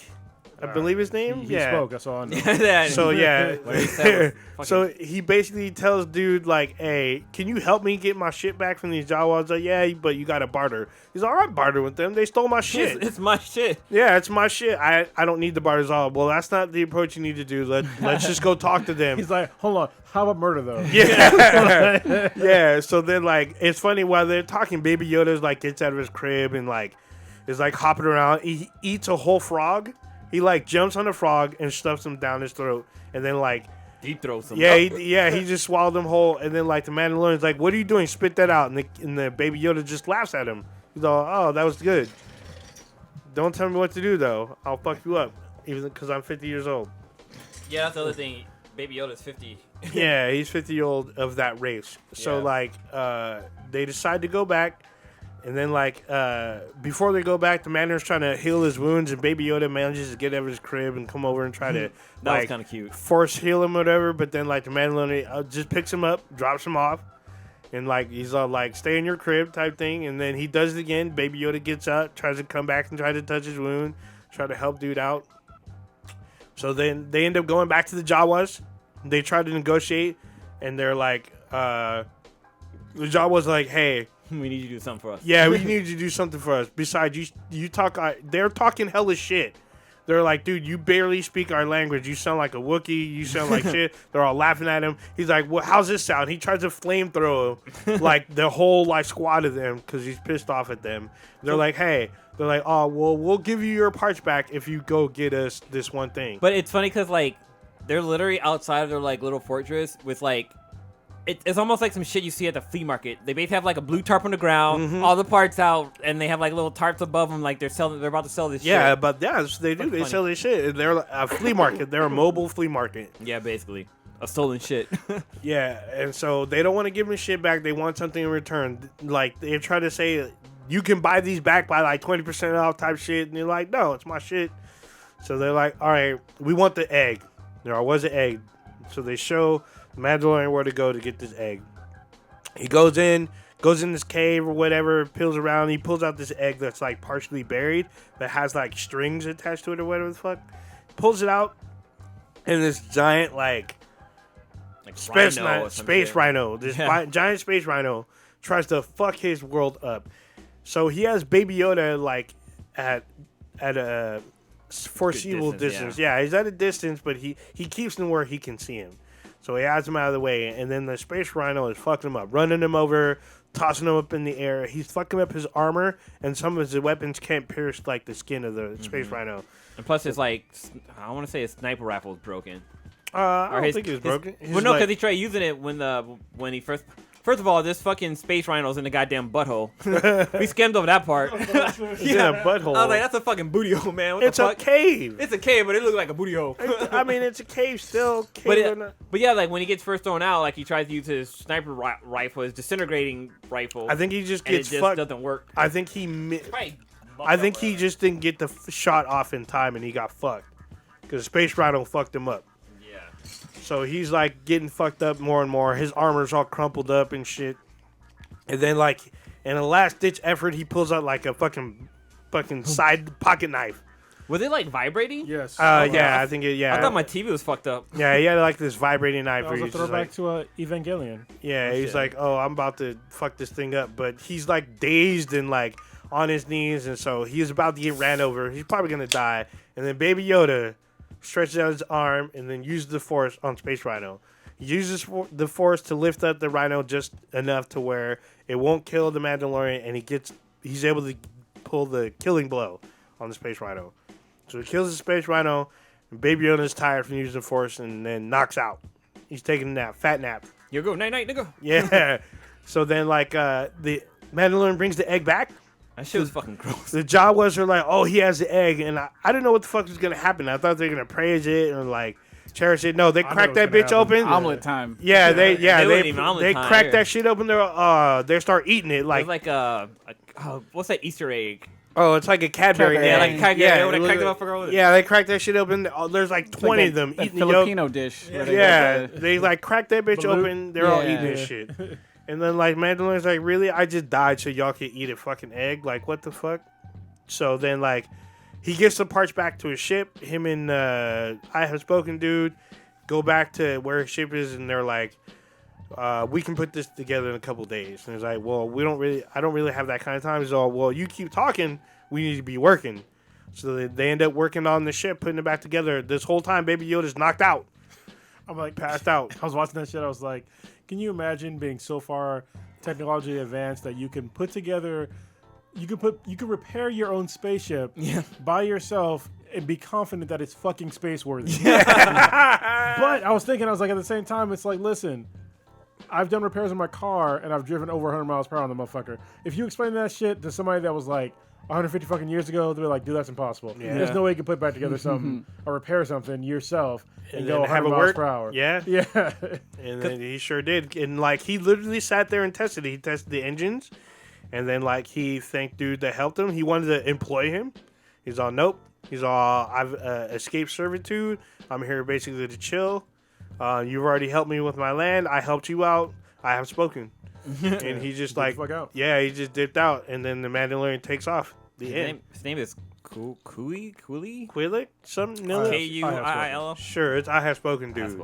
I don't know. Either way, listen, The Mandalorian is one of the best things that come out of the Star Wars franchise in a while. And don't get me wrong, I enjoy the latest movies, but the latest movies they are Star Wars, but they're missing the nostalgia flair that the Mandalorian has for the originals that we watch. You know, episode 4 through 7 or whatever. Yeah. 4 through 6. 4 through 6, yeah. And I really love like the way they're doing it. Actually, it also feels like a Western now. Yeah, it does. Oh yeah. They have really they have like a really interesting mix of Western music like style and the traditional Star Wars music. Well, even like in the first episode with the bar scene, that felt like a Western. Even like the whole bar fight and dude throwing the other dude out the. Well, I guess he didn't throw him out the door, but he pulled him back in. yeah. I mean, the whole thing is it's like a Western. So I think that this whole theme of like a Western style Star Wars show is just it's fantastic, and I really enjoy it. For me, that's worth the price of entry alone. It's just like how. Fucking CBS All Access got me with Star Wars because it was so Star Trek. Sorry, because Star Trek was Star Trek Discovery was so fucking good. Yeah. Sometimes it's worth it. Sometimes, all right, you fucking assholes. Even though I said it's not worth it, but it's worth it to watch it, or at least watching it after the fact. This show is definitely worth watching. And then also with Disney Plus, you're getting all the old stuff. You know, watching Gargoyles and X-Men. It's fucking great, man. Yeah, it's like, dude. Like, being able to show your kids this old stuff that we used to watch, it's fucking amazing. Do they have Darkwing Duck on there? Yes, yeah, they do. He's on there. I need to watch that too. So, fun. I think I'm not sure if I mentioned it on this podcast. So, Darkwing Duck actually was my love for Batman is because of Darkwing Duck. Because Darkwing Duck came out before Batman the Animated Series. It's a spinoff too. Yeah. Is it? Wait, what? Darkwing Duck is a spinoff. Oh yeah. Wait, no. Is it? Yes. It's a spinoff of DuckTales, right? Yes, I believe it is. Yeah, so my love for Darkwing Duck is the reason why I fell in love with like Batman because they're very very similar. Oh yeah, because he ripped off of Batman. Yeah. But it's funny because like actually when I went to Disney World, I've never seen this at a Disneyland, but they had a Lunchpad McQuack like character there, shit. And like it was funny because this little kid's like, "Mommy, I want to go see Donald Duck. I want to see Donald Duck." Like, I'm not sure if that's Donald Duck. Like, the mom didn't even know that was Launchpad McCrack. It's like, what the fuck you doing here if you know who Launchpad is? Get the fuck out of here. Is Tailspin's on there too, right? I believe. Is it? Tailspin's a great show. So was Chip and Dale Rescue Rangers. That's on there. That's on there. Is it really? Yeah. There's a lot. It's crazy because like there's shit I wasn't sure was gonna be on there, but like some of the Marvel shows like Iron Man Armored Adventures, like all of that shit's on there, plus a little bit. Tron Uprising. Did we talk about the Gargoyles controversy? Yeah, we talked about it episode? last Okay, week. okay. Wait, which one though? With the gun or? Yeah, Okay, the we did. editing. Yeah, that they didn't edit. I really appreciate that Disney has decided to not edit their old videos. I talked about it last time, but I didn't expect Disney to go that route, even though they fucking edited Star Wars again. Yeah, they fucking did. Assholes. But So the there's other shows, it's okay. There's a couple of edits there's one edit that I'm okay with because there's a scream in there that shouldn't be in there, and it was in the special edition. They took that out, so I'm like, okay, I'm cool with that. And then they added some shit to Return of the Jedi. Show the fucking original work. Yeah. Oh, well, there's a few Chip and Dale actually products on here. There's like the OG Chip and Dale with Donald Duck, and then there's Chip and Dale Rescue Rangers. Chip and Dale Rescue Rangers. That was my shit growing up. That's crazy. Fucking even though they all walk around with no pants on with a female rat or a mouse hanging out with them. One was like, what was it? There's what they look like. It's Oh, it's Crocodile. Oh no, it's Magnum PI and Indiana Jones. Yeah. They sure do. Someone was saying Lilo had no idea who Magnum PI was. I was you like, serious? I was like, The dude with the Ferrari. yeah, she was slanging watching it was something with Tom Selleck or whatever. So Yeah. watching, and I was like, oh, it's Magnum PI. She's like, huh? I was like, Magnum PI with the Ferrari. She's like, huh? I was like, oh my god, I can't even with you right now. There's even a new Magnum PI. In his day, he was like a King Dick's fucking slinger. Yeah, You know what I mean? It was like, he dude. slayed bitches in the Yeah. 80s. He slayed so many. Now I'm his sure. back is all fucked up. Yeah. Well, Yeah, someone he's was singing shit. saying that I guess there's, I don't know if it's Disney property or if Disney bought it, but there's like Doug is on there, Doug the movie, Doug the TV series, and then Phineas and Ferb. Yeah, a lot of people thought I it thought was. that's Nickelodeon. Yeah, everybody Yeah, thought it was that was- Nickelodeon, but no, it was actually he was on ABC first, and then Disney owns the rights to ABC. So Yeah, they do. You And think- then Phineas and Ferb is on here too. well, they've always been on part of Disney. Yeah, I thought I was on Cartoon Network for a quick minute. Oh, not but- even. Yeah, they were always Disney because I fucking love that show. Yeah, Tailspin's on here. Who do you think slayed more bitches, like Burt Reynolds, Or Tom Selleck, or Hasselhoff? I'm gonna say Burt Reynolds. Burt Reynolds. Yeah, I'm gonna say Burt Reynolds too. I'm gonna say Tom Selleck is a very close second. But Burt Sorry, Reynolds. Burt Reynolds is the guy with the fucked up back. Sorry, I Yeah. don't know what Tom Selleck was up to. Tom Selleck is still doing shit on like Blue Bloods and shit. Yeah, right? he's like the captain on that He's show, got isn't the he? epic. Well, I guess mustache at their guy. peak, because I mean, Oh, at the peak. Reynolds is dead, so Yeah, obviously he's he's not gone. slaying bitches. Well, at his peak, I'm At pretty his sure peak. Burt Oh, Reynolds- at his peak, he's Yeah. because he was a huge movie star back then. Yeah. Huge, and his whole like weird like Dolly Parton shit was going down, and he was slanging across the country. Burt Reynolds was like he was like 80s Alec Baldwin. You mean Turd Ferguson? Oh, I wonder. Have you ever watched that shit? I've seen a little bit. SNL. He has like his SNL sketch from like back in the day with what's that dude's fucking? I forget his name.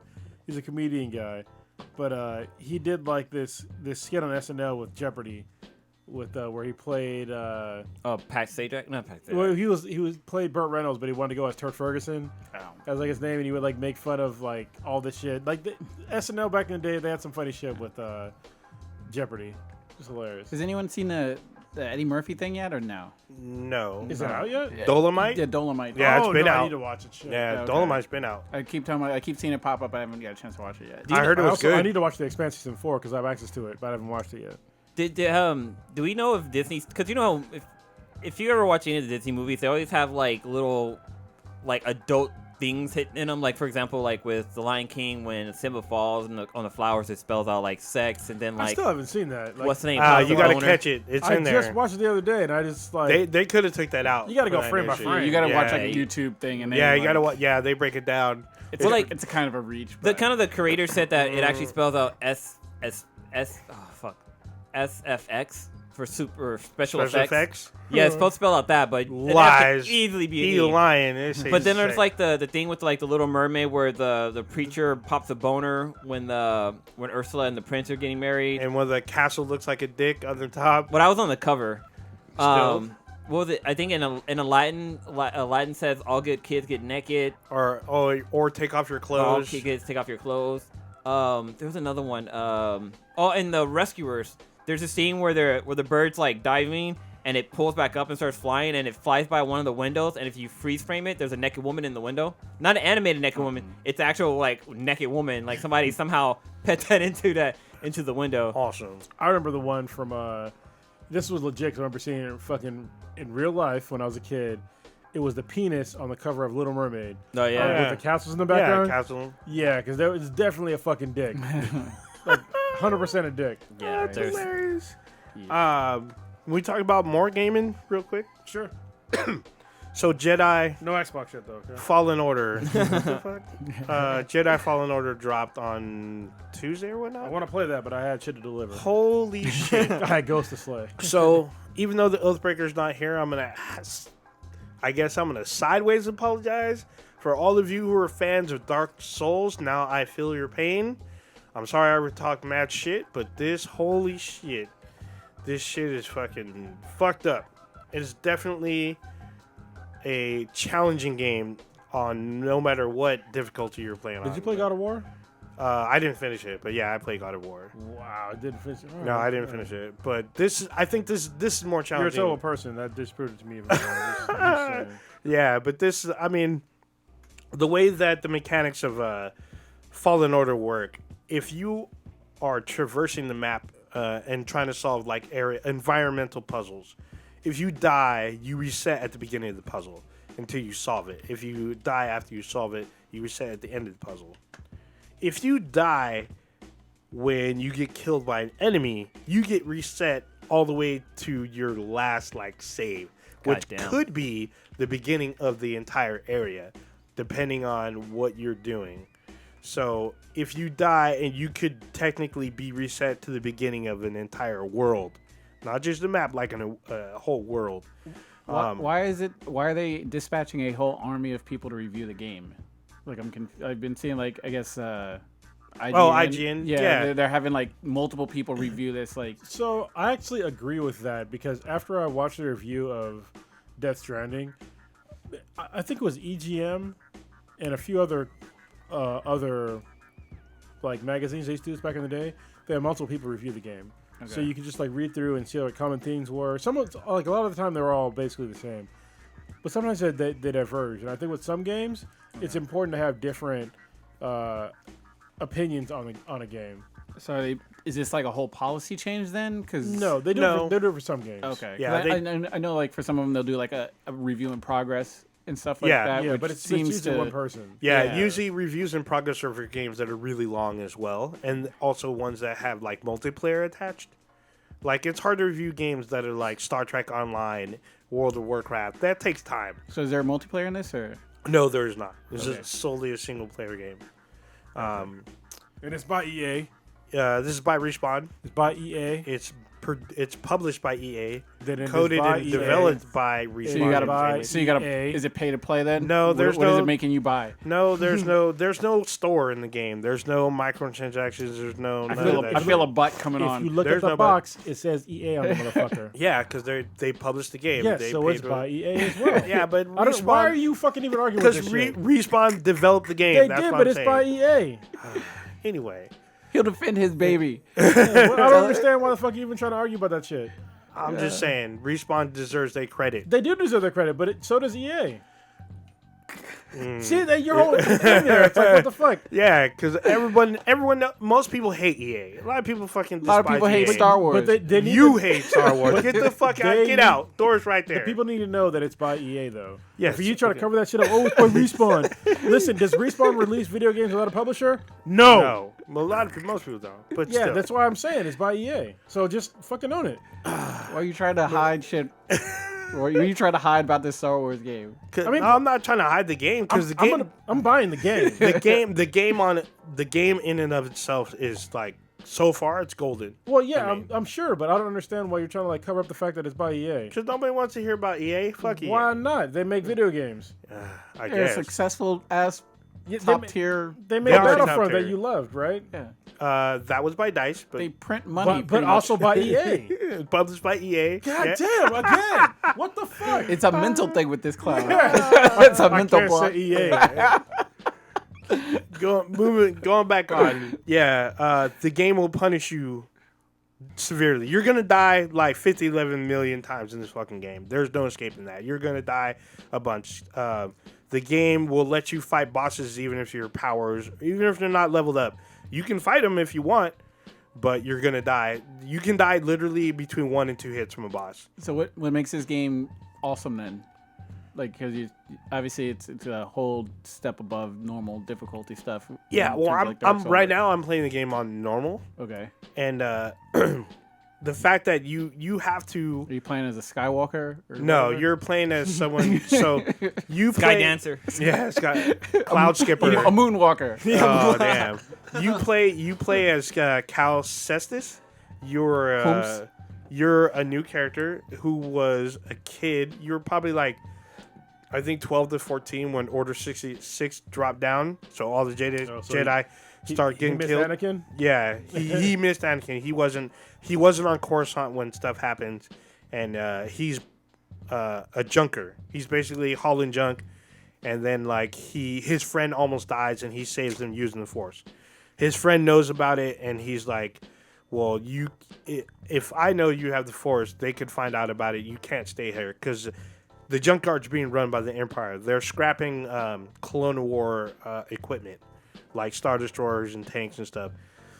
And so, like, as he finds out that that his boy knows that he's a Jedi, like Inquisitors show up to his scrapyard, and they're sent by Vader, and they know about him. They know that he was a survivor, so they're there to end him. So he gets lined up, and they try to point him out. They try to get him to come forward, and then they end up. His boy ends up sacrificing himself so he can escape.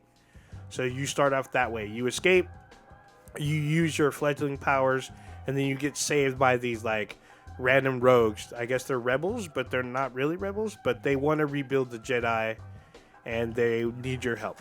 It's the way the game starts off. Okay. So you go to, you end up going to a planet to where, I don't need the whole story. I just need what's fun about it. yeah, you go to, see, that's what I'm saying. I'm getting there. When you get to a planet where you get to learn how to kind of fight, but when you fight, even the small things can kill you in 3 hits. So it tells you need to block, because you can't just go all out and like fucking fight. You need to plan your attack, block, and parry. When you parry, you can stun an enemy and it's then like do God of shit. War. So when I started playing God of War, I played it on hard. Okay. So that's like basically how it was in God of War. You Yeah. would get murked if you fucked up. Yeah, Yeah, same thing with you- like Assassin's Creed. You got to parry and shit. Yeah, you will can't get just go- Well, Assassin's Creed, you can take some hits. Yeah, you Yeah. can't go just smash, You smash, can't go smash. smash out in this either. Leroy! Yeah, you can't go Leroy. As you progress through the game, you learn more about the Force. You regain, I guess, your memories about how to use the Force. You become more powerful, so it becomes slightly easier to kill like enemies, but then you end up fighting more tougher bosses, because there's ones that like they have unblockable attacks, and even dodging and rolling can still get you fucked up. Okay. So you need to plan your attack. In some cases, the best plan is just to run. Just run away. Run away, don't fight. You can come back later after you become more powerful, but the whole point is to try to plan your save spots and whatnot. It's cool. You can modify your lightsaber. You get to work with Wookiees and Saw Gerrera's in the game, which is Forrest Whitaker's character. You link up with him at one point. The boss battles, you can either get really fucked up, or if you plan shit right, you can literally kill a boss in 1 hit, depending on how you do your shit. So it's been really interesting. It's been a really challenging fucking game. If you think it's going to be like the Force Unleashed, where you can just run through a bunch of enemies, you're going to die like as soon as you probably fight your first enemy. So EA made a really good game then. So Respawn made a really great game. Fuck out of here. So far, this game has been great. I'm liking this a lot. The lore, there's a lot of lore, especially about the Jedi in this game. So, and there's like a little mystery that's involved that you got to solve. So it's pretty good so This far. episode is sponsored by EA, by the way. Goddamn. Sounds Oh, like Ninja's trying to take money out of our pockets. Sounds like EA did a good job of saving the Star Wars video game franchise. I guess EA did a good job of Disney not yanking their licensing for doing this shit. But Do we got any Be Them BTI questions? we had one, I think. There was one about soul food from Stu. Oh, yeah, it was. yeah. Yeah, it was. Like, what do we consider soul food? That's a really like strange question. Strange? Well, no. It's only strange outside of the U.S. Okay. Because You gotta explain depending. to people outside. Yeah. So he broke it down. Let me bring up the actual question again. Yeah. Because he Because talks he- about his food and he showed pictures. Yeah. But for Soul him, food is regional, kind of, that's for that the United sort of States. was asking. Yeah. So And- from someone for those that don't know, Dirty Stu, he's from Scotland. So Scotland. it's always funny when he does have questions because like stuff that we just are like things like no brainer. We have to like remember like, oh yeah, it's completely fucking different over there, and Yeah. it sort of works both ways and stuff. So it's always good. I always enjoy getting questions from Stu because they're legit, awesome questions and Yeah. stuff. So, Fun to explain. okay. So this is his exact question. What do you classify as soul food, and does it change depending on which part of the states you are from? So to answer the second part of the question, yes, it does change from where you're from. So if you don't live in the U.S., most people don't understand how big the U.S. is as a country. It's very large as far as the country goes, and the different states that are in this country are vastly different. Yeah. So like if you go from like California to say like Montana, they might as well be on the fucking. They might as well be different fucking countries. I guess square mile wise, is it comparable with Europe? No. It's not as big as Europe, but again, you're comparing what's supposedly a continent to a single country. Right, but obviously It's not a continent though. It's Eurasia. is a Yeah, continent, but and I don't know how many actual countries comprise of you can Europe. fit a shitload of European countries in the United Right, States. but Just it's- the East Coast. I guess the point I'm trying to sort of make, but I wanted to make sure I had it right, was like so almost comparable in size wise as Europe is to the United States. But Europe, obviously, you have a bazillion different cultures as you go across different countries. Yeah. Obviously, fucking Italy is different than fucking Norway and shit in terms of what cultures and foods and stuff you get there. But the thing that's different about the United States, though, is that when you travel in Europe, you understand that when you're going from country to country, that when you change countries, the culture, the foods, everything is different. In the United States, when you come here, which is really odd for people that come here from another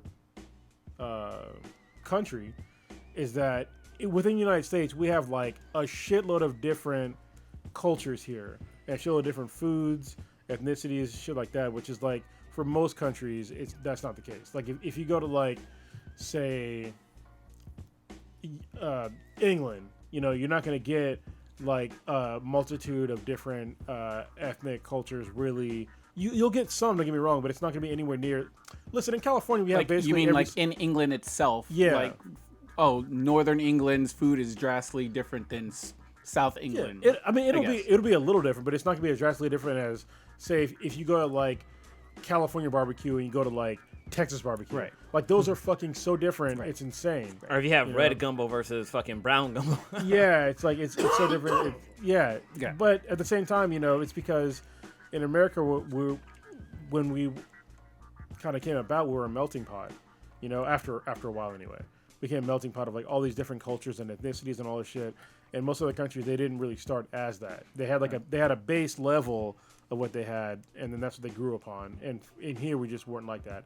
So, don't get me wrong. That's not a blanket statement for everywhere, but that's generally how it is. Because I've been to a bunch of other countries where it's just like they have different foods and stuff, but like if you go to different countries and they serve like American food. It's like weird. It's fucking weird as shit. But it's the same thing as like if you go to like if you had a guy from China come over here and have like Chinese food, it's like fucking way different. Okay. You know what I mean? Like General Tso's chicken and shit like that, and like orange chicken. And like Panda Express or What whatever. is this nonsense? Yeah, it's like we Americanized that shit. Like we exchanged cultures through our food. Yeah. I think was the biggest one they always fought about San Francisco clam chowder versus Boston clam chowder. Yeah, New that's England. different. Yeah. New England. Yeah. So I guess Anyway, go back to this question. Yeah. What do you think about like what do we classify as soul food, and does it? We answered the second part of your question already. Yeah. I think That- If Yes, it gives you diabetes, so Damn. I think a general term for soul food is comfort food in a way. Yeah, I was gonna say the same. Yeah. thing. Yeah, It's it's like food. comfort food. So, But then it's weird though because it's only comfort food depending on who you are. Right, exactly. Yeah. It sort of branches off deeper into comfort food. So a person's soul food is sort of, depending on where they grew up at, which is the second part of the question. Stuff they just, it's got a lot of nostalgia to it in terms of like your family and where it's kind of like when all the family would get together, cook up a bunch of stuff, and you would just on like a Sunday or during a holiday. Not would say a Well, holiday. let me make a distinction though, because this can be very confusing for somebody outside of the U.S. Because when we say, well, let me just say, listen, all soul food in America comes from the South, and when I say the South, it comes from like the south of the Mason-Dixon line, and like no further west than like I would probably say Texas. Texas, Yeah, that's where you got to stop. Yeah. Yeah, all soul food comes from that region. Yeah. So you go from Texas to Florida, and probably south of what? Texas, like Tennessee? Florida, Tennessee, Kentucky, It's a sort of Mason-Dixon line, right? Yeah. You get a little wishy-washy depending on where it is and Yeah. stuff like that. But it's just, and a lot of it's like food to that region of the United States. Like soul food might be in like Maryland. You're gonna have some crabs. Oh, you fucked up though. See, Maryland is not in the South. Maryland's below the Mason-Dixon line. Am I fucking up? Yes. I'm thinking of Maine. Maine's way. Maine's way ahead. I was thinking of Maine too. And I was like, yeah, it is. What the fuck? Yeah, but like Virginia, Maryland, that they right in the Chesapeake Bay, a lot of crabs.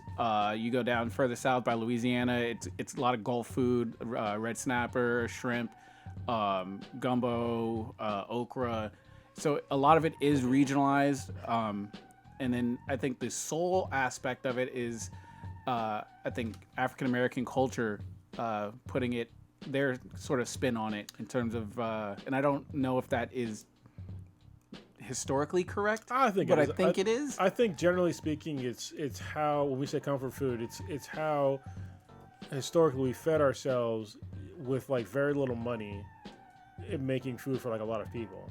You know what I mean? I think that's generally, and like there's like definitely different styles, but I think that's generally what it comes down to. It's almost like mutton or something like that for like England. You know what I mean? Like mutton is not like the best, but it's not I've great. had it in Skyrim. Or like a pot pie or some shit. You know what I mean? Popeyes are good. Yeah, Popeyes are good, but it's just like it's not the best thing. Yeah, well, but it's comforting to that region. You know what I mean? What was that thing? The Scottish egg that he had us talk about. I know The what one. you're talking You talking about? Is that Scottish comfort food? Dirty I Stew? don't know.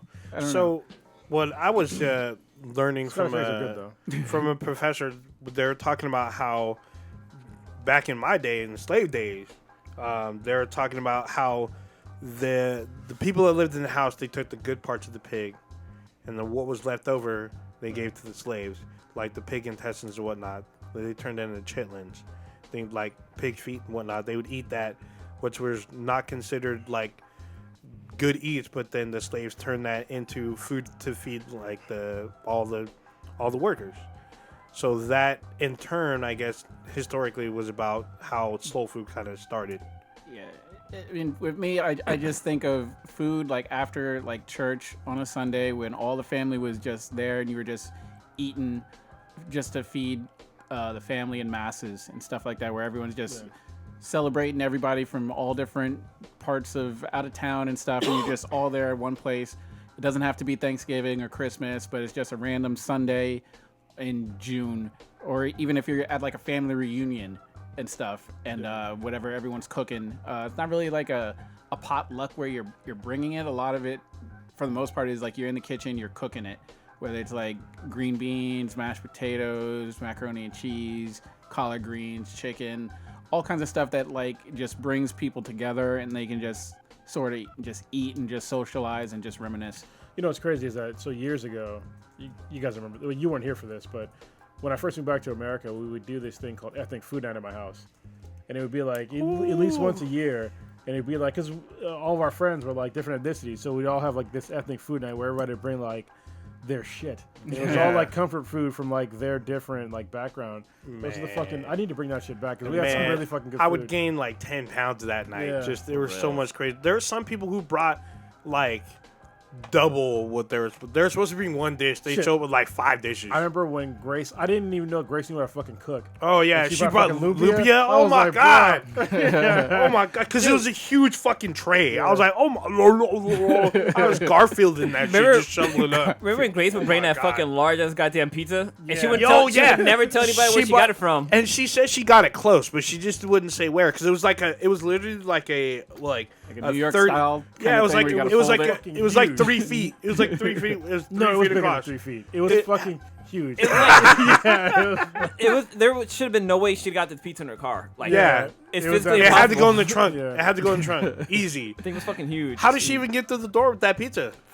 Like, you couldn't walk through the You had to- doorway she had with to the pivot pizza. it. You had to like shit coming through the garage or some shit. It was fucking crazy. Yeah, that was fucking good times. Oh my god. Yeah.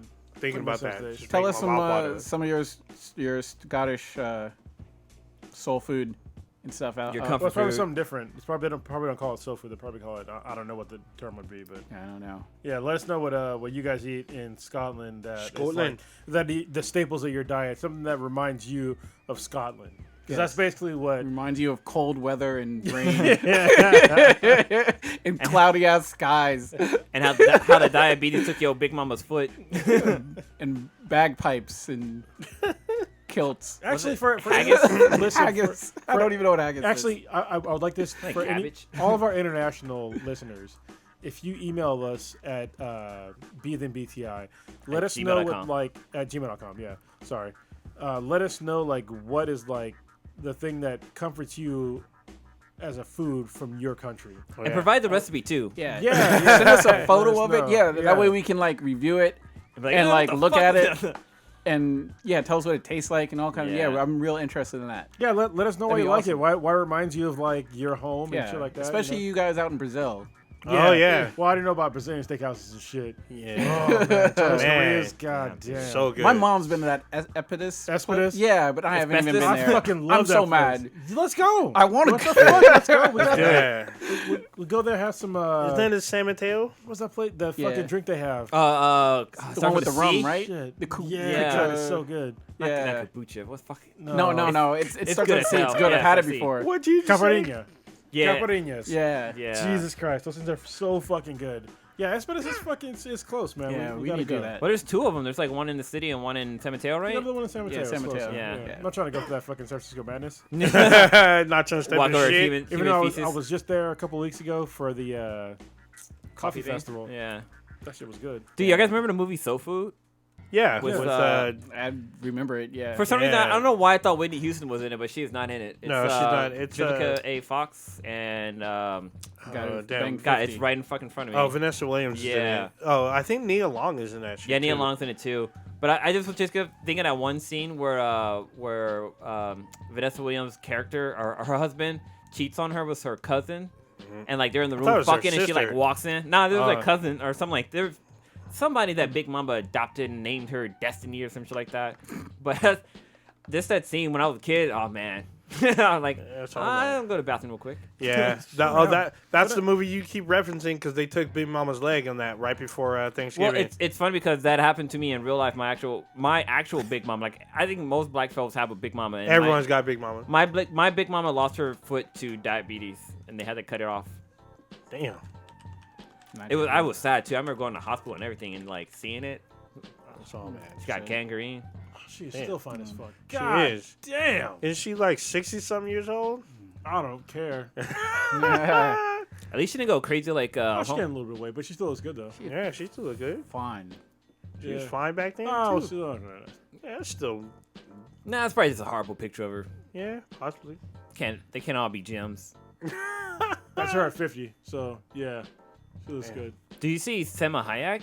Yeah, she's like Well, 51 or something. Saw her like during Oh, yeah, saw in SCCC. July. Yeah. I could have touched her. Oh, that's It's right. Yeah, big. she's in what's the name? She's fucking tiny. She's in Eternals. Yeah. Yeah, she's fucking hot too, but she's like in her 50s. Dude, Holly Berry still got it fucking going on. She posted on a picture on her Instagram. Oh, yeah, of she her got a abs. six-pack. Damn. But if you follow her on Instagram, she's always constantly working out on there. So she worked hard for that body. Even though the government came and took her baby. What the hell? What was that? It was like, was it New Jack City or something? Yeah, sure. It was a movie where Holly Berry plays a crackhead and the government comes and take her baby. And she like talks about it and it's fucking funny and they always make fun of that scene. Damn, that's all bad. So we should maybe briefly talk about the golden eggplants because they're coming up. It's award season almost, and we're a little lax. I mean, we've talked about a few things that I think, especially a lot of gaming. Talked a lot of some games that should be on there, especially ones that I think we all enjoy, like Borderlands, and not everyone's played Death Stranding. I think me and Cronus are the only two that have been playing it. Well, yeah, and Blue watched it. Yeah, he felt like he played it. I felt like I played it. Damn, I was like, I waited like a crackhead waiting for the guy to post up a new episode because he did it every fucking day. So I was able to watch it all the way through. But well, only reason why I watched the first one was just because I want to see how the intro goes, something like that. Well, after watching the intro, I was fucking hooked. Yeah, you get engaged. Yeah, I was like, Yeah, playing the game, it gets engaged. I mean, I remember the first time I got on the bike. I was like, holy shit, I have a fucking bike. And then when you, it tells you that you can rev the bike and then just go and you just take off fucking boosting. I was like, holy shit, these deliveries are going to get better. I remember Guess the time what? Nope. Oh yeah, I remember the first time I got jacked by BT, and I was just like, Oh, yeah. Yeah. what the fuck? I basically got jacked by Cthulhu. I was just like, there's no way I can beat these things ever. Yeah, same thing here. I was like, what the? What I tried to do is I tried to use the bike and ride in between them, No. and that did not That work does at not work, all. yeah. I learned that the hard fucking way. It doesn't work with a truck. Doesn't work with a bike. It doesn't work on foot? Yeah, it doesn't work anything. I mean, actually, no. If you think about it, on foot, you can kind of outrun them because you shake them off, So, and yeah. you can make it to the edge of their, Dude. like, I guess, muddy existence. And Have- once you get past that, they dissipate. now have you R. Kelly'd them? No, I have not. So, I heard that you can piss on them. Yeah, so if they when the BTs come up to start grabbing you, if you like run out of their like field and just turn around and start peeing, you'll destroy them. Like they won't just fade away, but they'll like poof away and they'll turn into Cairo crystals. So do you get to the eggplant? Oh wait, hold on. do you get a trophy? That's all I need to know. Do you get a trophy for pissing on a BT? I don't know, Fuck, I'm gonna have to do that shit fucking tonight. but anyway. it's fucking funny when you do because you just whip it out and sneak. Anyway, so there's some anime on here. I guess there's new, but I don't know who's watching all the new anime from 2019. I am. I mean, So there's a few that you guys kept talking about the most. I mean, we all watch Cannon Busters. Yes. So we should. So do we want people to, I guess, hit us up with categories that you guys want us to add potentially to Golden Eggplants? Obviously, you're familiar with some of the previous ones, like Rant of the Year. What's it called?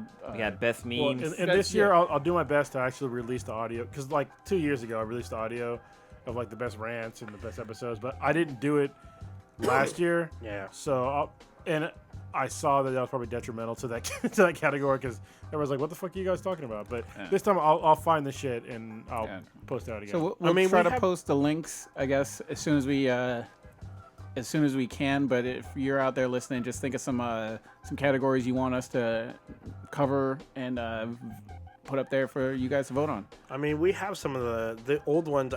There should be on our current website, benhudproductions.com/BTHANBTIs, BTHANBTI. The previous winner should be on there, except for 2015, because I don't think I posted 2015. That's if it carried over. If not, we'll try to update it so you can see the past winners in the past categories. We merged one category into one. We're probably gonna have the Axe one this year, but it'll come back next year though. Yeah, we're missing the S-Class interviews because we didn't really do any this year. But there's some other ones. I guess we can briefly talk about. I mean, like what shows were we watching that we really thought stood out this year? Mr. Robot. For returning shows, yes. Returning. Yeah. The Boys. Robot, The Boys is new. Boys we knew coming. I mean, Game of Thrones finished up. So that's a returning. Yeah.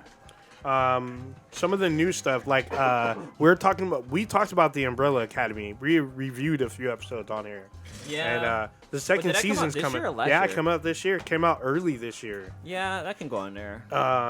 Sex Education. I know Cronus talked a lot about that. Yeah, I think you were watching that. Dead to Me. He talked about that as well. I think you should be on there. The You? Netflix show where the the Oh stalker yeah, guy. yeah. Oh yeah. I guess season 2's coming out like soon. Yeah, soon. I think it comes out in March. December? Yeah. Actually, no. I think it comes out in December. So this year, Lost in Space hasn't been out yet, but it's out in December. So I don't know if it'll Yeah, might came out make like it 2 years ago. Yeah, it came out 2 years, but it's going to be out in December of this year, like early. Obviously, Watchmen, because we're all like watching that now. That's a nice new one. Cloak and Dagger, even though it got canceled because we briefly talked about it, it had a really good second season. That one came back. I know what's getting a raw eggplant. Fucking Batwoman. Damn. Did Teen Titans come out this year? Or Titans? Titans, I Or was think that last year. I don't remember. Oh, Titans got right in the eggplant last year. So season 2, neither of us watched. So that's not on there. Some of the memes. We have the new category, which is the memes. Area 51. That was a good one for like, because that started in like the spring. Yeah. And kept going into like the actual date. The SpongeBob one, which is still popular. SpongeBob has so many. Those I'm gonna head out. Yeah, that one's one of the more popular ones. And then we got the lady yelling at the cat. The lady yelling at the cat. That one exploded. I mean, that one's been around for a minute, but a resurgence came out pretty good. Let's say game of the year. I think this one might be tough. There's been some pretty good games this year that I think we're all playing. Most of us, yes, no. I mean, we had. But we'll figure all that. I mean, we'll figure all that out. I guess in our chat group and come out with some categories, and then we'll put it out there for people to vote on and stuff. Well, we'll post the awards, but I mean, they can if they get something in there that we can put together. But it's getting close to the end. We're getting close to the end of 2019, which is not the Oathbreakers year. I know last year we had the awards in January. Yeah, because we had a waited good turnout too. It's a good number of people voted. Well, there's a bunch of stuff coming out in December. Like I said, Lost in Space returns in December. We have the Rise of Skywalker coming out. I think there's one more big show or whatnot. Oh, Runaways is coming back. That could make it on here or whatnot. Could be shit. Never know. Then we have movies and stuff too. Yeah, actually, what movies really stood out? I mean, there's Endgame. One that we waited 10 years for. Endgame. John Wick 3. What else really Well, we'll talk about it in the chat. We're not going to discuss it on the podcast. Yeah, I'm just throwing those out for now. Well, I mean, we haven't finalized anything, but these are some stuff that we're gonna be posting out to you guys when we do our annual Golden Edpan Awards. Yep. It's gonna be so good. All right, let's wrap it up. All right, Stitch, what you got going on? Let me think. Went to the zoo. I actually next week I'm gonna go into detail on my zoo review list or whatever. Checked out the San Francisco and the Oakland Zoo. Damn. Did you go to the top of the Oakland Zoo? Yeah, it's really nice really up good, there. really good. I'm not gonna spoil anything, but I'll cover that next week and stuff like that. I'll talk about what I liked about the Oakland Zoo, and I've been to San Francisco Zoo a couple times, but the Oakland one was really surprisingly awesome. So I would highly recommend you guys check that out, and maybe I'll try to make the Sacramento Zoo. Try to trip out there or something one of these days. Other than that, Lila's putting together baby shower stuff, so I've been helping her with that. We got the invitation, or Chris came back to today. Yeah, with doing the wax seal thing. I always bring that out when it's official. I need to send something out. So, and also, I am in love with that fucking peanut butter whiskey. Yeah, oh my god! I bought a solid ice cube tray where I get the big ass blocks of ice cube or whatever. Yeah. And I got 2 of those, so I've always got one in rotation going. And I got that's a 6er. so good, so freaking good. And it's just, and I'm gonna have to get some Chambord or whatever for the raspberry liqueur and try it and put maybe a little bit of it to get a peanut butter jelly kind of thing. Yeah, I can't even imagine how good that's gonna taste. I had some and I made some the other night. It was a good bad idea because man I got fucking drunk. Oh, yeah. I passed out on my fucking Chambord couch. is good. It's like an old man. Yeah, old fucking. And my glasses are still sitting in my hand. Yeah, I'm just rotating or whatever. I'm just Yeah. it feels so classy. This feels like a nice feeling of drunk. Yeah, but yeah, it's cool because if you go onto Screwball's website, they have recipes or cocktail recipes, and they have a peanut butter and jelly old fashioned. Okay. And so that's what I tried making. So you pretty much take the peanut butter whiskey, added some bourbon or rye to it, and some bitters, and it's fucking delicious. What's it called? The professor, his distributor that he works for, they actually work with that company. shit, really? So I was like, dude, hook it up. I was like, you just give me a bottle every couple weeks because it's gonna take me a while because I just need a shot and a half and I'm good or whatever for the entire fucking night. But I've been drinking that and just been enjoying that. So yeah. Old Ninja, what you got? I'm going to Cancun tomorrow night. He's supposed to go last, goddammit. But it's all good. Oh, okay. Whatever. It was that silence. Fuck it. Yeah, it was my bad. Right when you said it, I fucked up. I fucked up. But yeah, I'm going to Cancun tomorrow night. I'll be spending the weekend in The fuck you doing? I'm going to a wedding. Oh. So I'll Cancun, be goddamn. going to a wedding in Cancun. Going to be on some white sand and blue seawater. You better be knocking up some Mexican bitches out there. Well, as long as they don't get Damn, snatched cover your up. mouth. If they don't get snatched up by the cartel, it should be okay. Yeah, for real. Why you work with the cartel? Get that fucking pussy. Hey, let them know. Hey, you might die tomorrow by the cartel. As long as you stay in Cancun proper, you should be all right. It should be all right, but you never know. But yeah, that's my plan, is to be in Cancun on the beach sipping tropical drinks. Hold on, old dude, he's the only single guy on this fucking podcast. We gotta live vicariously through you. Yeah. That's a fucking sad day.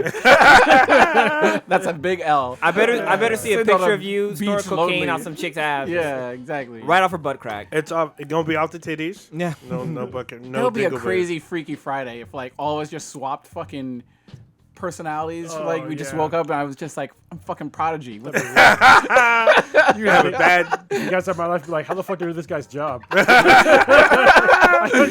just walk in. Oh, you're fired. Fired. And then walk It'd be out. like that Homer Simpson meme where I just take like a beer and I just pour it on the keyboard and just walk out. Yeah. Damn. Be all bad. That'd be a fucking funny movie. Blue, what you got?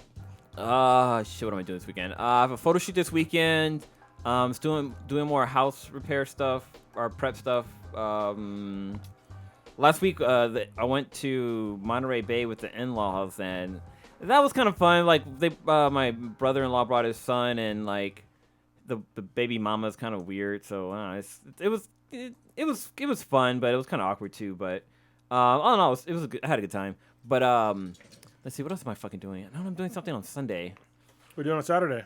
I'm doing a photo shoot, so okay. Yeah, so I can't help out in the shed. I might be around. I gotta double check it and make sure. Yeah, I think that's it. Fuck. I didn't saw off my finger or anything. Everything went good. Maybe I try to buy Death Stranding and play it. It's good, man. It's real good. So last weekend, thank you, Stitch, for coming out, helping us out with the shed. We have the vast majority of the ceiling done. We got some lights. Yeah, we got lights in there. We got 4 lights now. The ceiling would have been totally done, but my fucking drill ran out of batteries, and the battery overheated, so I couldn't charge it.